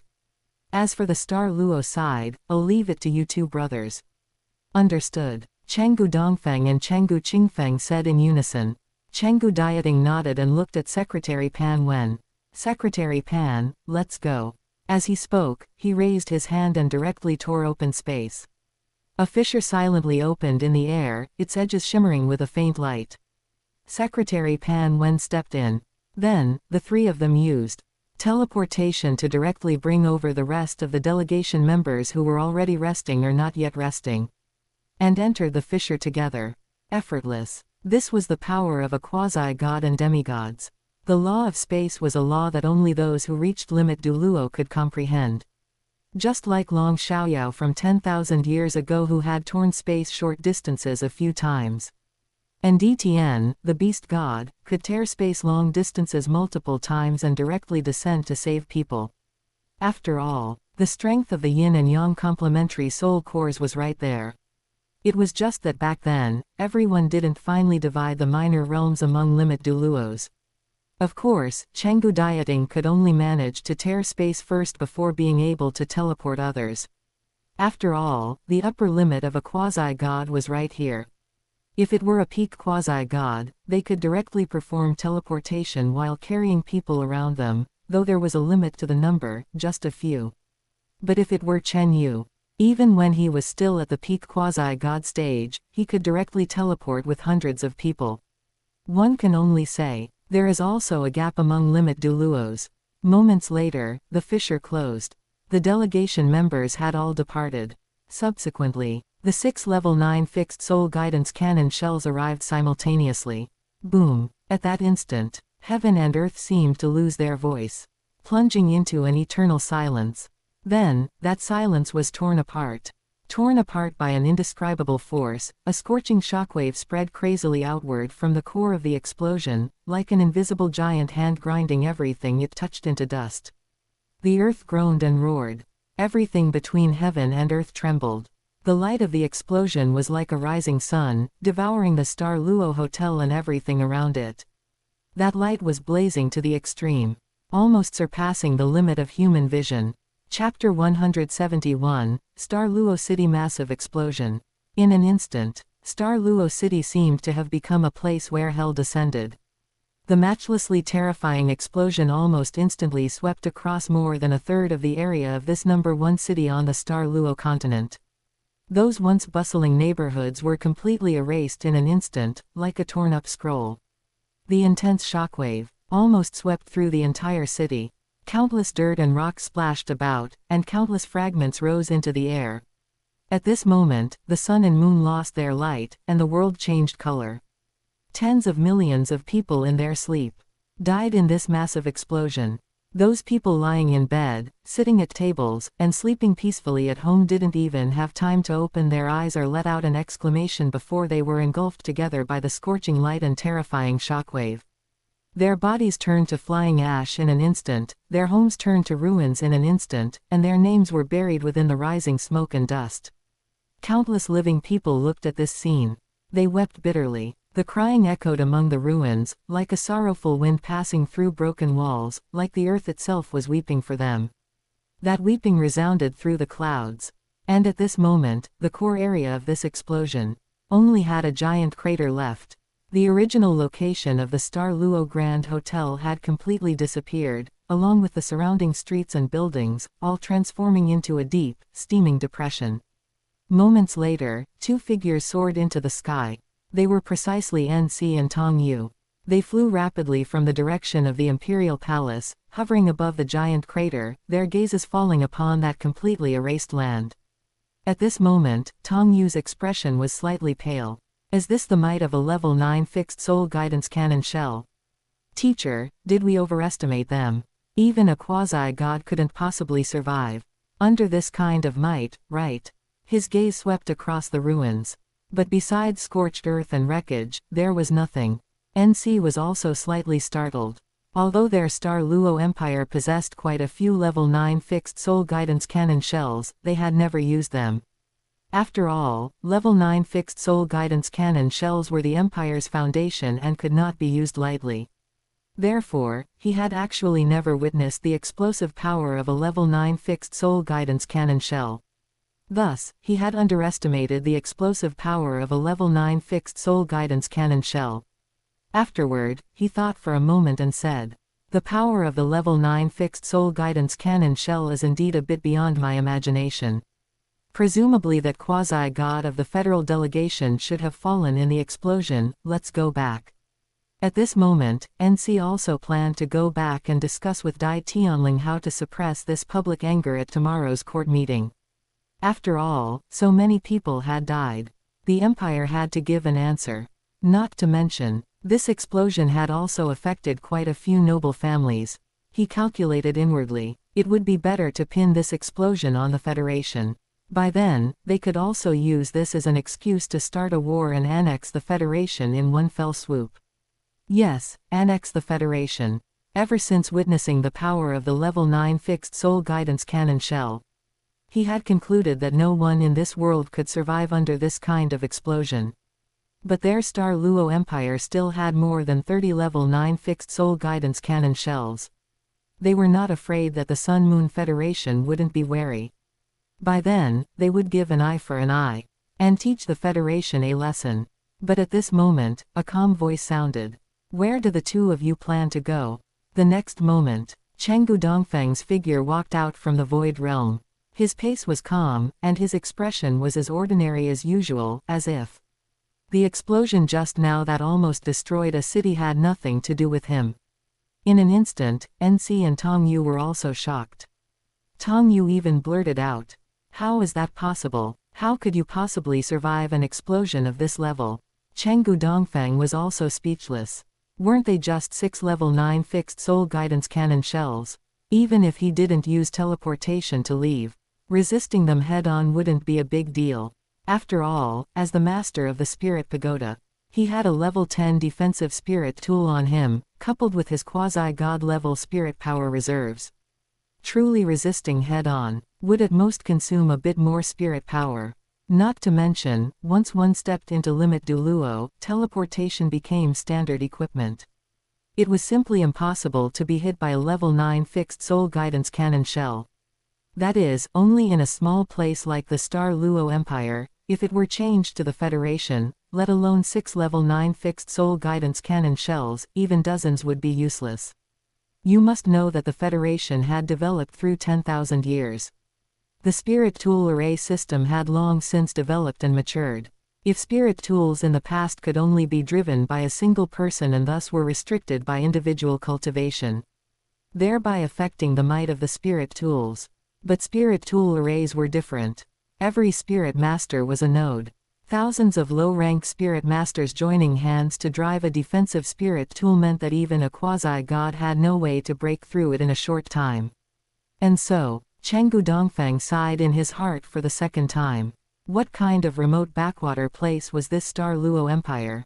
How come they didn't understand anything? And just as Chenggu Dongfeng was complaining inwardly, NC made his move first. He let out a dragon roar. The skin on his right arm was covered by golden scales, and his 5 fingers transformed into sharp claws, grabbing toward Chenggu Dongfeng. Chen Yu also coordinated with NC to attack. 5 colored halos instantly rose beneath his feet. Red, yellow, blue, green, black. The 5 kinds of light intertwined and rotated, transforming into a 5 elements wheel of light rotating behind him. He shook his arms, and the power of the 5 elements surged out like a torrent, forming a heaven-covering 5-colored giant wave that rolled toward Chenggu Dongfeng to crush him. The 2 attacks, one after the other, coordinated almost seamlessly, and in their eyes, even a quasi-god at their peak would have to temporarily avoid the sharp edge when facing such a double pincer attack. Let alone a quasi-god who was already injured. A trace of ruthlessness flashed in NC's eyes. He had already begun calculating how to deliver a fatal blow the instant Chenggu Dongfeng retreated. Seeing this, Chenggu Dongfeng's face was full of disdain. That disdain was like watching 2 ants trying to move an elephant, ridiculous and unaware of themselves. His right hand clenched in the void realm. His spirit, the coiling dragon rod, instantly appeared in his palm. That was a long staff, its surface densely covered with dragon scale-like patterns, and one end carved with a relief sculpture of a coiling horned dragon.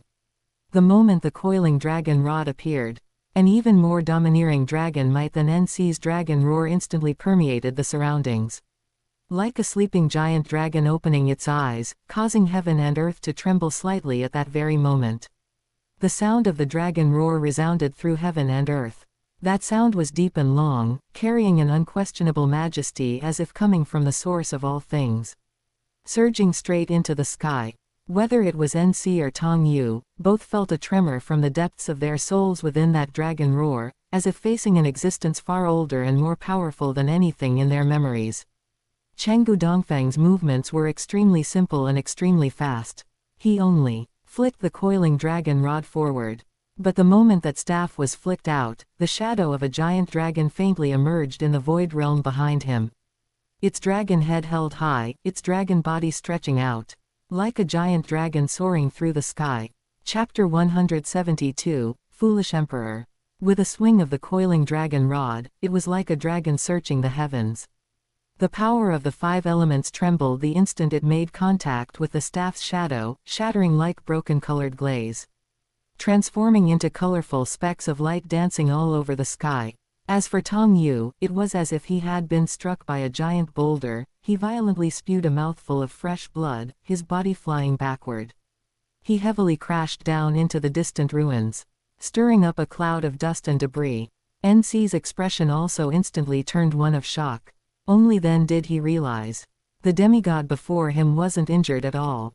All of their previous speculations and confidence were instantly shattered under that single strike. He subconsciously turned around, wanting to escape. But it was already too late. Chenggu Dongfeng used teleportation, his figure flickering in and out of the void realm, as if stepping across an invisible threshold, appearing directly by NC's side. He pressed the coiling dragon rod in his hand downward. That strike was like a giant mountain collapsing. Like a giant dragon diving down from the clouds, carrying an irresistible weight and majesty, it accurately landed on the defense NC had hurriedly gathered. That protective barrier condensed from the power of the radiant holy dragon shattered like an eggshell under the crushing weight of the coiling dragon rod, blooming like a shattered flower in the night sky. NC only felt a mountain-like immense force land on his body, and his entire person was like a tossed stone, falling straight down from high altitude, tracing an arc under the moonlight, and then boom! Dust surged into the sky like a fountain. A circular giant pit appeared on the ground. At this moment, NC lay at the bottom of the pit. Fresh blood overflowed from his mouth, and whether he was dead or alive was unknown. In the night sky, Chenggu Dongfeng held the coiling dragon rod. Hovering above the giant pit, his robes fluttering loudly in the night wind. His expression remained calm, and not even the rhythm of his breathing changed. The might of a demigod was precisely this powerful. Had NC and Tongyu stepped into the realm of a limit Douluo, Chenggu Dongfeng might have had to spend a bit of energy. After all, although there was still a gap between a demigod and a limit Douluo, it wouldn't be easy to this extent. But these two fellows were merely super Douluos. Even at rank 98. They were still super Douluos. The two sides differed by a full 2 major tiers in realm, making it a completely crushing match. Like a cheetah hunting a rabbit. The outcome had no suspense from the very beginning. At this moment, Tongyu barely struggled to his feet. He looked toward that figure holding the coiling dragon rod, his eyes filled with undisguised fear and bewilderment. Was this a demigod? They couldn't even withstand a single strike. In particular, the moment that coiling dragon rod fell, all his understanding of power was completely crushed to pieces. Meanwhile, within the Star Luo Empire Imperial Palace, Dai Tianling had watched everything that happened from the very beginning. He watched those 6 level 9 fixed soul guidance cannon shells trace 6 blazing arcs in the night sky. Watched them detonate simultaneously. Watched millions of commoners die under his command. He had originally thought that all of this was worth it. As long as the federal delegation was killed, as long as that demigod was eliminated, the Star Luo Empire could win a breathing space and take the initiative in subsequent games. But what was the result? Chenggu Dongfeng had appeared. That demigod was still alive, his expression calm. As if the explosion that almost destroyed a city was just an insignificant breeze. And then, after merely a moment, the top 2 powerhouses of their Star Luo Empire were instantly severely injured. One was smashed down from the skies. One was blasted flying into the ruins. Like a fight between a child and an adult. The outcome had no suspense whatsoever. Was this the mighty power of a demigod? Dai Tianling's legs involuntarily went soft. Then, he limply collapsed onto the ground. What should he do? Now they had offended the Federation. Offended that demigod. He truly regretted it. Regretted why he listened to NC's advice, regretted why he fired those 6 level 9 fixed soul guidance cannon shells, regretted why he provoked the Federation, a behemoth he couldn't possibly understand. At this moment, Dai Tianling's mind was also a mess. Finally, he took a deep breath, as if searching for a reasonable excuse for himself. This has nothing to do with us. Nothing to do with it. It was no, it was NC's own arbitrary decision. We were deceived. We did nothing wrong. Even the Federation cannot make a move against us. We are the ruler of a nation. He shouted with a fierce look but a weak voice. He was the emperor of the Star Luo Empire. He could not be convicted, he could not bow his head. And just as Dai Tianling was brainwashing himself, Chenggu Dongfeng quietly stood in the sky. His figure hovered above the giant pit, the night wind blowing his robes, the moonlight drawing his shadow very long. It seemed he had been waiting for something all along, constantly scanning the ruins and darkness below. But after a moment, a trace of doubt flashed through his eyes. Strange, where was the Demon Emperor? According to what the speaker said, the Demon Emperor should have appeared and made a move against them. Furthermore, there were tens of millions of resentful spirits here. It was impossible for any evil soul masters not to be tempted. Suddenly, Chenggu Dongfeng's expression changed. Due to the concealment of the night, a trace of hesitation appeared in his judgment. Only then did he discover that the sky had unknowingly turned gray, reflecting a dark red light. Gray, spread, covering downwards. And at this moment, the weeping and shouting of the countless commoners below, beneath that gray coverage, seemed to have all vanished. Finally, under the rendering of that gray, the entire world transformed into gray along with it. The ground trembled, the soil rolling over. Crooked figures crawled out from underground one after another. Those were shockingly countless skeletons, zombies, and numerous strange creatures. Some dragged broken limbs, some had their entire bodies covered in rotting flesh and skin, and some were like monsters pieced together. It was as if they had arrived in a dead zone. In an instant, this place was submerged by countless bizarre creatures. Those undead creatures were like a gray tide, covering the ruins, streets, and squares, as if turning the entire city into a kingdom belonging to the dead. And at this moment, those undead creatures suddenly parted to both sides, revealing a straight passage. A figure appeared at the end of the passage, walking slowly toward Chenggu Dongfeng. He wore gray armor, every single scale crystal clear, refracting a strange radiance. A gray cloak fluttered silently behind him. Faint light mist rolled at the edges. His appearance was extremely handsome and delicate, his facial features as exquisite as if carved, carrying a beauty that transcended gender. Black long hair draped behind his head like an ink-colored waterfall, particularly striking in the gray world. But that face was snow white, without even the slightest trace of color, like a marble statue drained of all breath of life, cold, hard, and silent. In his right hand, he grasped a slender cross sword. Just like the armor on his body, this cross sword itself was also gray and transparent. Faintly, there was still a layer of gray light mist flickering in and out of sight. Chapter 173 Arrival of Chen Yu. He was not wearing a helmet. But on his forehead was a piece of gray crystal. That crystal was rhombus-shaped, with countless facets refracting light upon it. No matter how one looked at it, he did not look like a human, but rather like a reaper from the netherworld. He looked at Chenggu Dongfeng and let out a soft sigh. Come out. Rebirth in the netherworld. Clusters of gray flames instantly spread outward with him at the center. Until the moment they touched those undead creatures, flames appeared on the bodies of all the undead creatures. Gray light flames leapt and burned on their bones and rotting flesh, like ignited candle flames. At the same time, the entire gray world became filled with a bizarre aura in an instant, the air turning viscous and cold, as if even breathing carried a scent of decay and death. You are actually still alive, Harosa. At this moment, Chenggu Dongfeng was truly somewhat surprised. He did not expect that the one who came out was not the Demon Emperor, but Harosa. As a person cooperating with the Holy Spirit cult, he naturally knew some of the internal information of the Holy Spirit cult. He also knew Harosa was not dead. Of course, this, not dead, was related to things from decades ago. At that time, Harosa caused too much chaos in the Federation, attracting the previous Sea God Pavilion Master Elder Bay to make a move. However, in the end, Harosa still escaped. Afterwards, after becoming a Limit Douluo, Harosa returned to Shrek Academy to seek revenge. Finally, under the joint hands of Elder Bay and his father, Harosa was annihilated. But concerning Harosa's essence, in the end, he was still resurrected, and then joined the Holy Spirit cult, becoming one of the two emperors of the Holy Spirit cult. Until later, Chen Yu made a move. Using a heaven-based weapon, completely wiped out the old lair of the Holy Spirit cult in one go. And at that time, he still thought all the evil soul masters of the Holy Spirit cult were dead.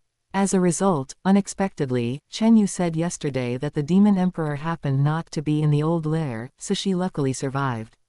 However, looking at it now, Harosa should also happen not to be in the old lair. This way, just like the Demon Emperor, luckily managed to pull back a life. At this moment, Harosa's expression was cold. I want these undead. Hearing this, Chenggu Dongfeng shook his head. Harosa, this is impossible. Disdain flashed through Harosa's eyes. I am merely informing you, instead of asking for your opinion. Chenggu Dongfeng, now that the Ghost Emperor is dead and the Holy Spirit cult has also perished, your cooperation with the Ghost Emperor has likewise ended. If you dare to block me, die. Chenggu Dongfeng subconsciously revealed a flustered expression, but immediately he returned to calm. Almost forgot. This is the Star Luo Empire, not the Federation. Furthermore, the surrounding area of several thousand meters had long since fallen into ruins, with not a single living person, so he didn't need to worry about the information of cooperating with the Holy Spirit cult being exposed.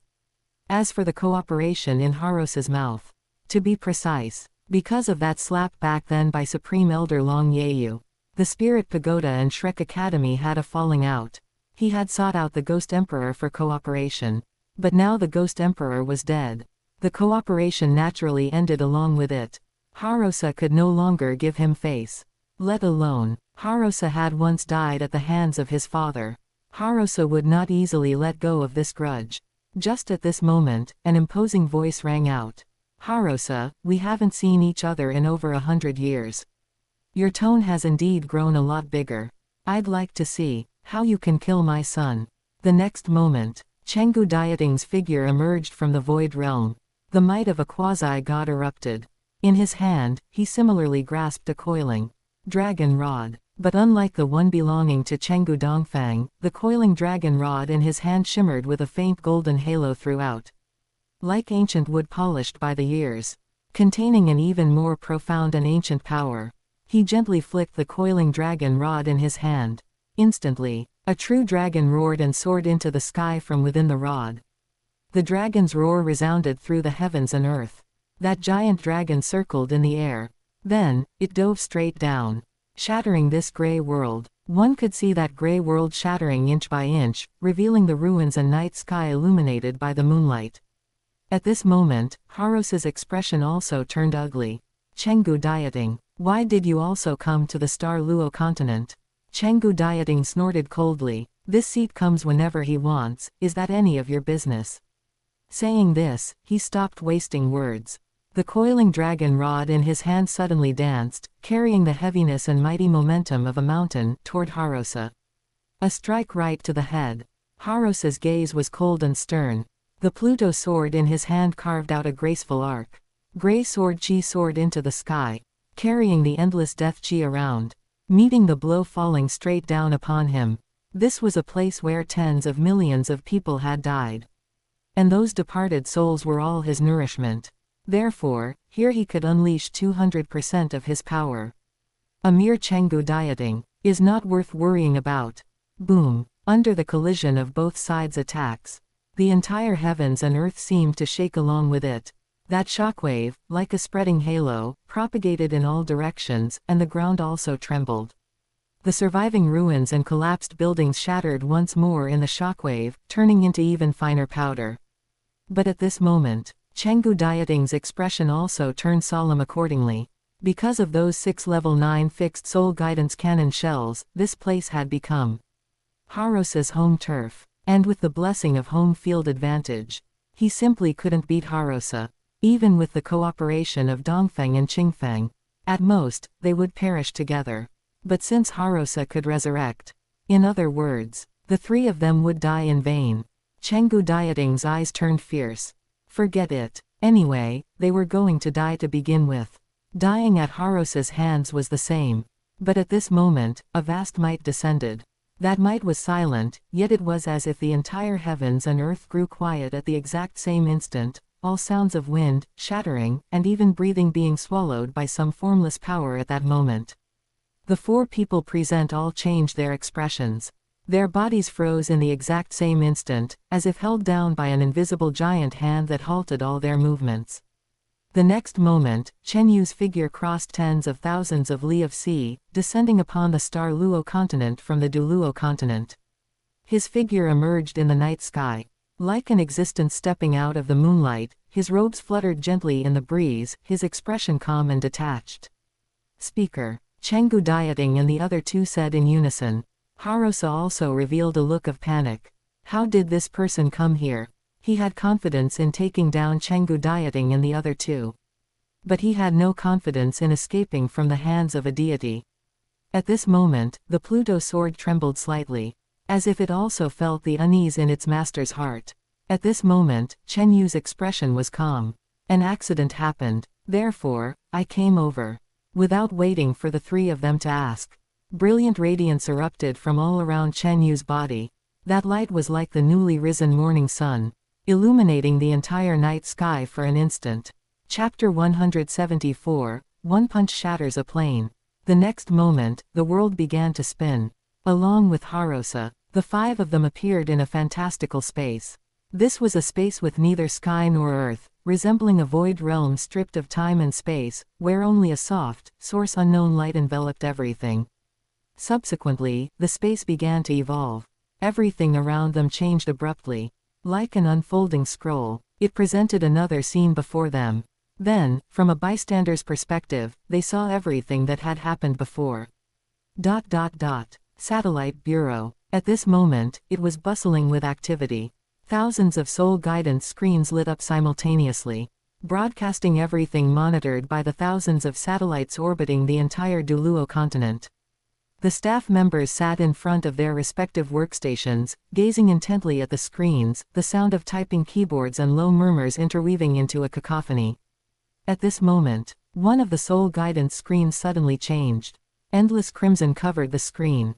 The alarm sounded instantly. The piercing sound echoed through the hall. Everything happening on that screen was instantly synchronized to the largest soul guidance screen in the center. In the image, a city was enveloped in a crimson barrier, the blood-red color so thick it felt tangible, blurring the city's outlines and details into a dark red silhouette. A staff member quickly operated the device. "Director, I have already checked.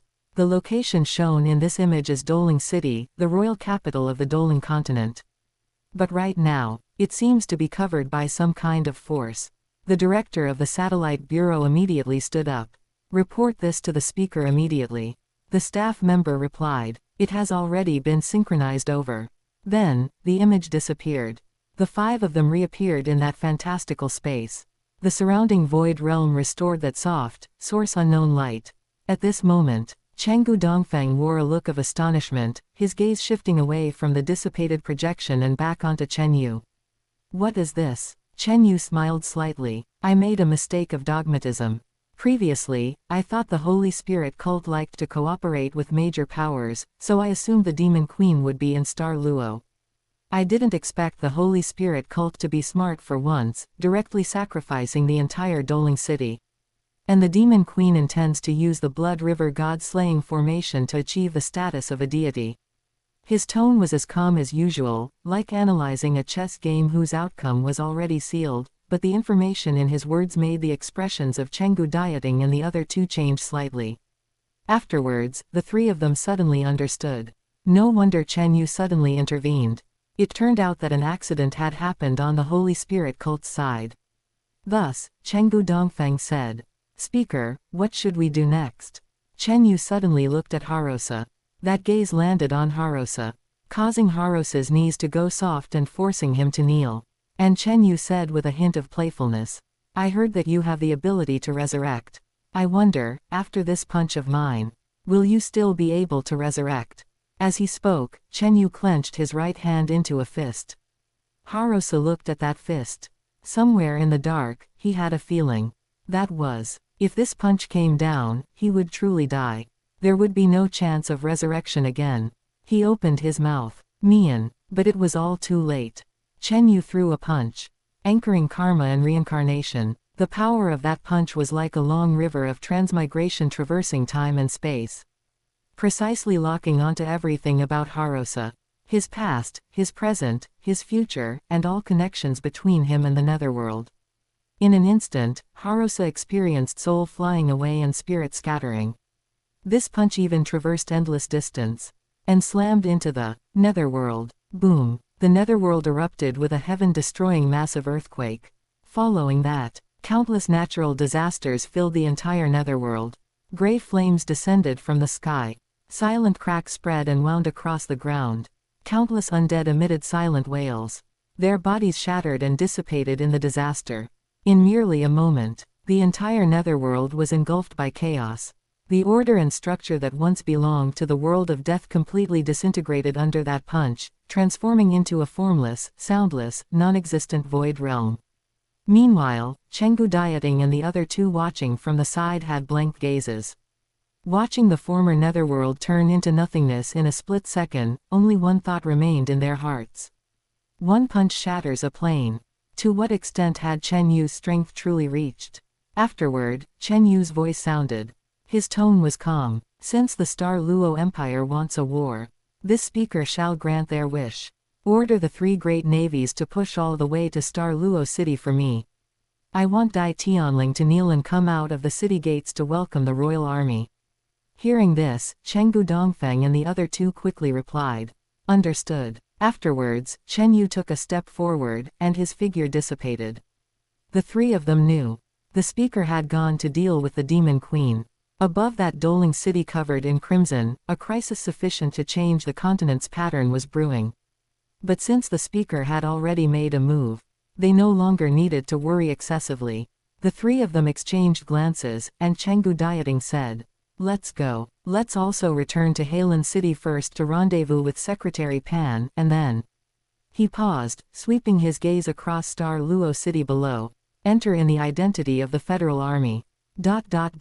The figures of Chenggu Dieting and the other two turned into three streaks of light in the night sky, disappearing in the direction of Heilun City. Amidst the ruins, Tong Yu stared blankly at this scene.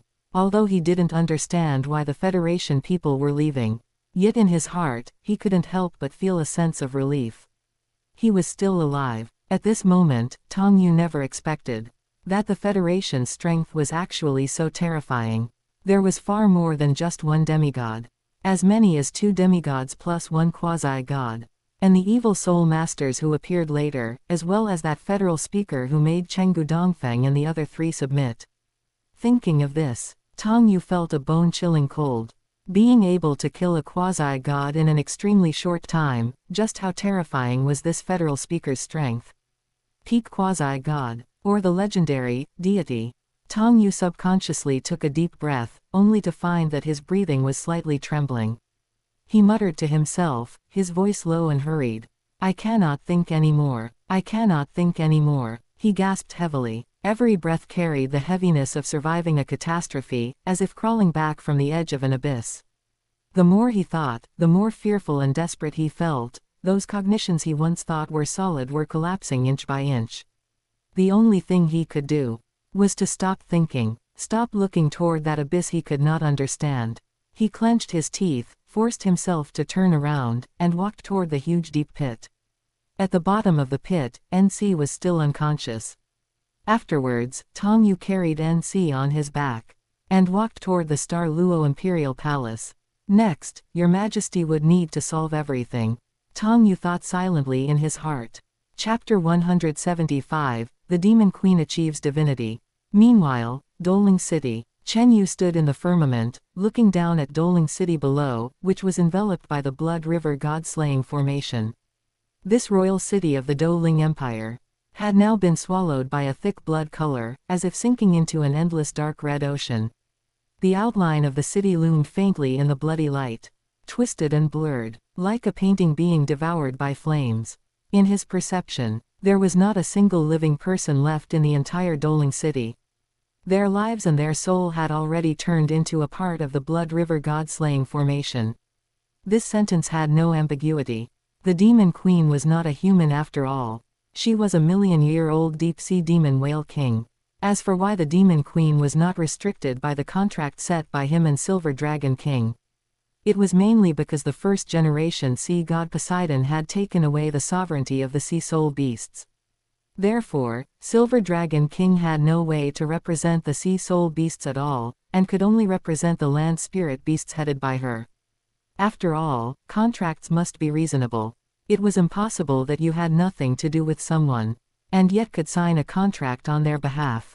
Therefore, unless Silver Dragon King killed the current sea god Tang San right now, abolished the sea god's faith, and retook the sovereignty of the sea soul beasts, she could represent the sea soul beasts. Of course, judging from the original plot, Silver Dragon King even sacrificed herself, let alone taking back the sea soul beasts. However, although Silver Dragon King could only represent land spirit beasts now, Yin, the Blue Silver Emperor, Azure Divine Dragon Da Ming, Titan Giant Ape Ming, and Soft Bones Rabbit Xiaowu were all within the restrictions of the contract. It was just that as long as they didn't attack humans, they wouldn't perceive the existence of the contract.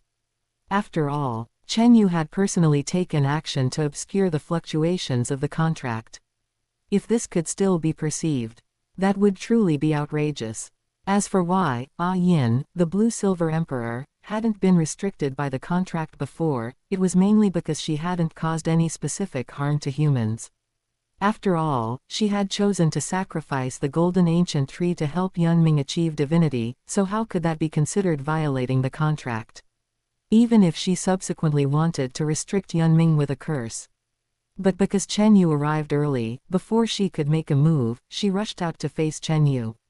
Afterwards, she didn't even have a chance to counterattack, and was instantly killed by Chen Yu with a single punch. So, it wasn't that the contract didn't restrict Yin, the blue-silver emperor. It was purely that before it was even used, Yin, the blue-silver emperor, was instantly killed. And at this moment, the demon queen's aura seemed to cross a boundary. Divine might erupted. That was an aura that transcended the mortal level of life. Like a dark moon rising from the deep sea, carrying the vicissitudes and majesty of the ancient ocean. Afterwards, she walked out from the Blood River God-slaying formation. A purple-gold long dress gleamed with a dull luster amidst the blood color, outlining her slender and graceful figure. Her face was peerlessly beautiful, and her skin was as white as jade. If one didn't know her true identity, they might think she was a queen about to attend a ball, noble and calm, carrying an elegance that made it impossible for people to look away. She looked at Chen Yu, her tone calm. You chose to sit back and watch me achieve divinity. It will be your most regretful decision. Chen Yu smiled slightly. Perhaps. The demon queen was slightly stunned. She had thought that Chen Yu would show a nervous or regretful expression, but he remained as calm as ever, as if her achieving divinity was just an insignificant trivial matter. Although she was curious in her heart, she didn't care what Chen Yu was thinking. Anyway, she had already achieved divinity. Just like Chen Yu, she was a divinity. Therefore, even if Chen Yu regretted it, it was useless. She had already crossed that threshold, and possessed status and power equal to his.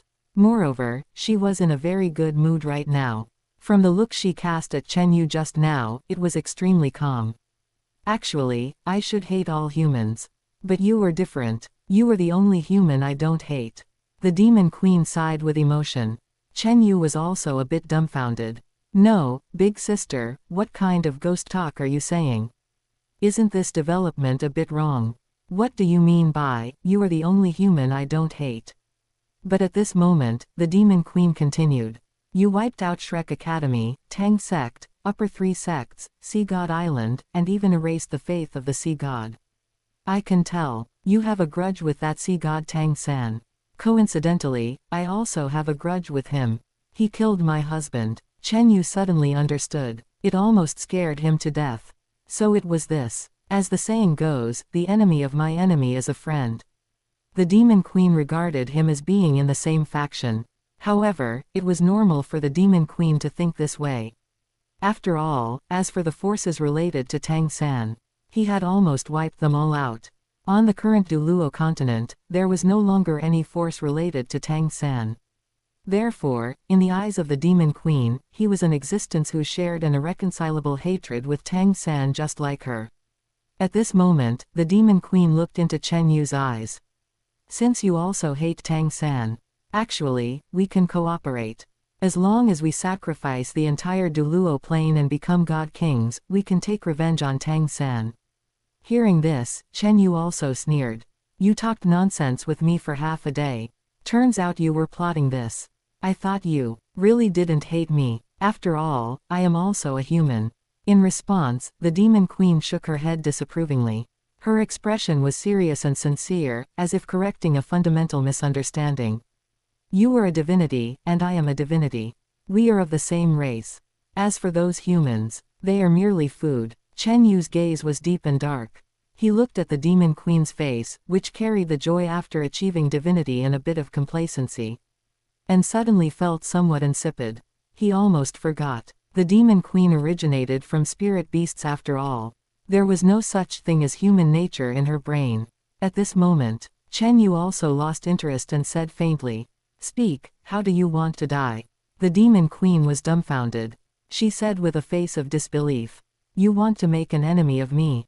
Her expression carried obvious astonishment and incomprehension. In her logic, they had a common enemy, Tang San, and ought to be natural allies. She had already prepared for win-win cooperation. Chen Yu smiled, his gaze cold. You are not worthy. The demon queen was furious. Could Tang San be worthy? Chen Yu shook his head. Just a defeated opponent. He is not worthy either.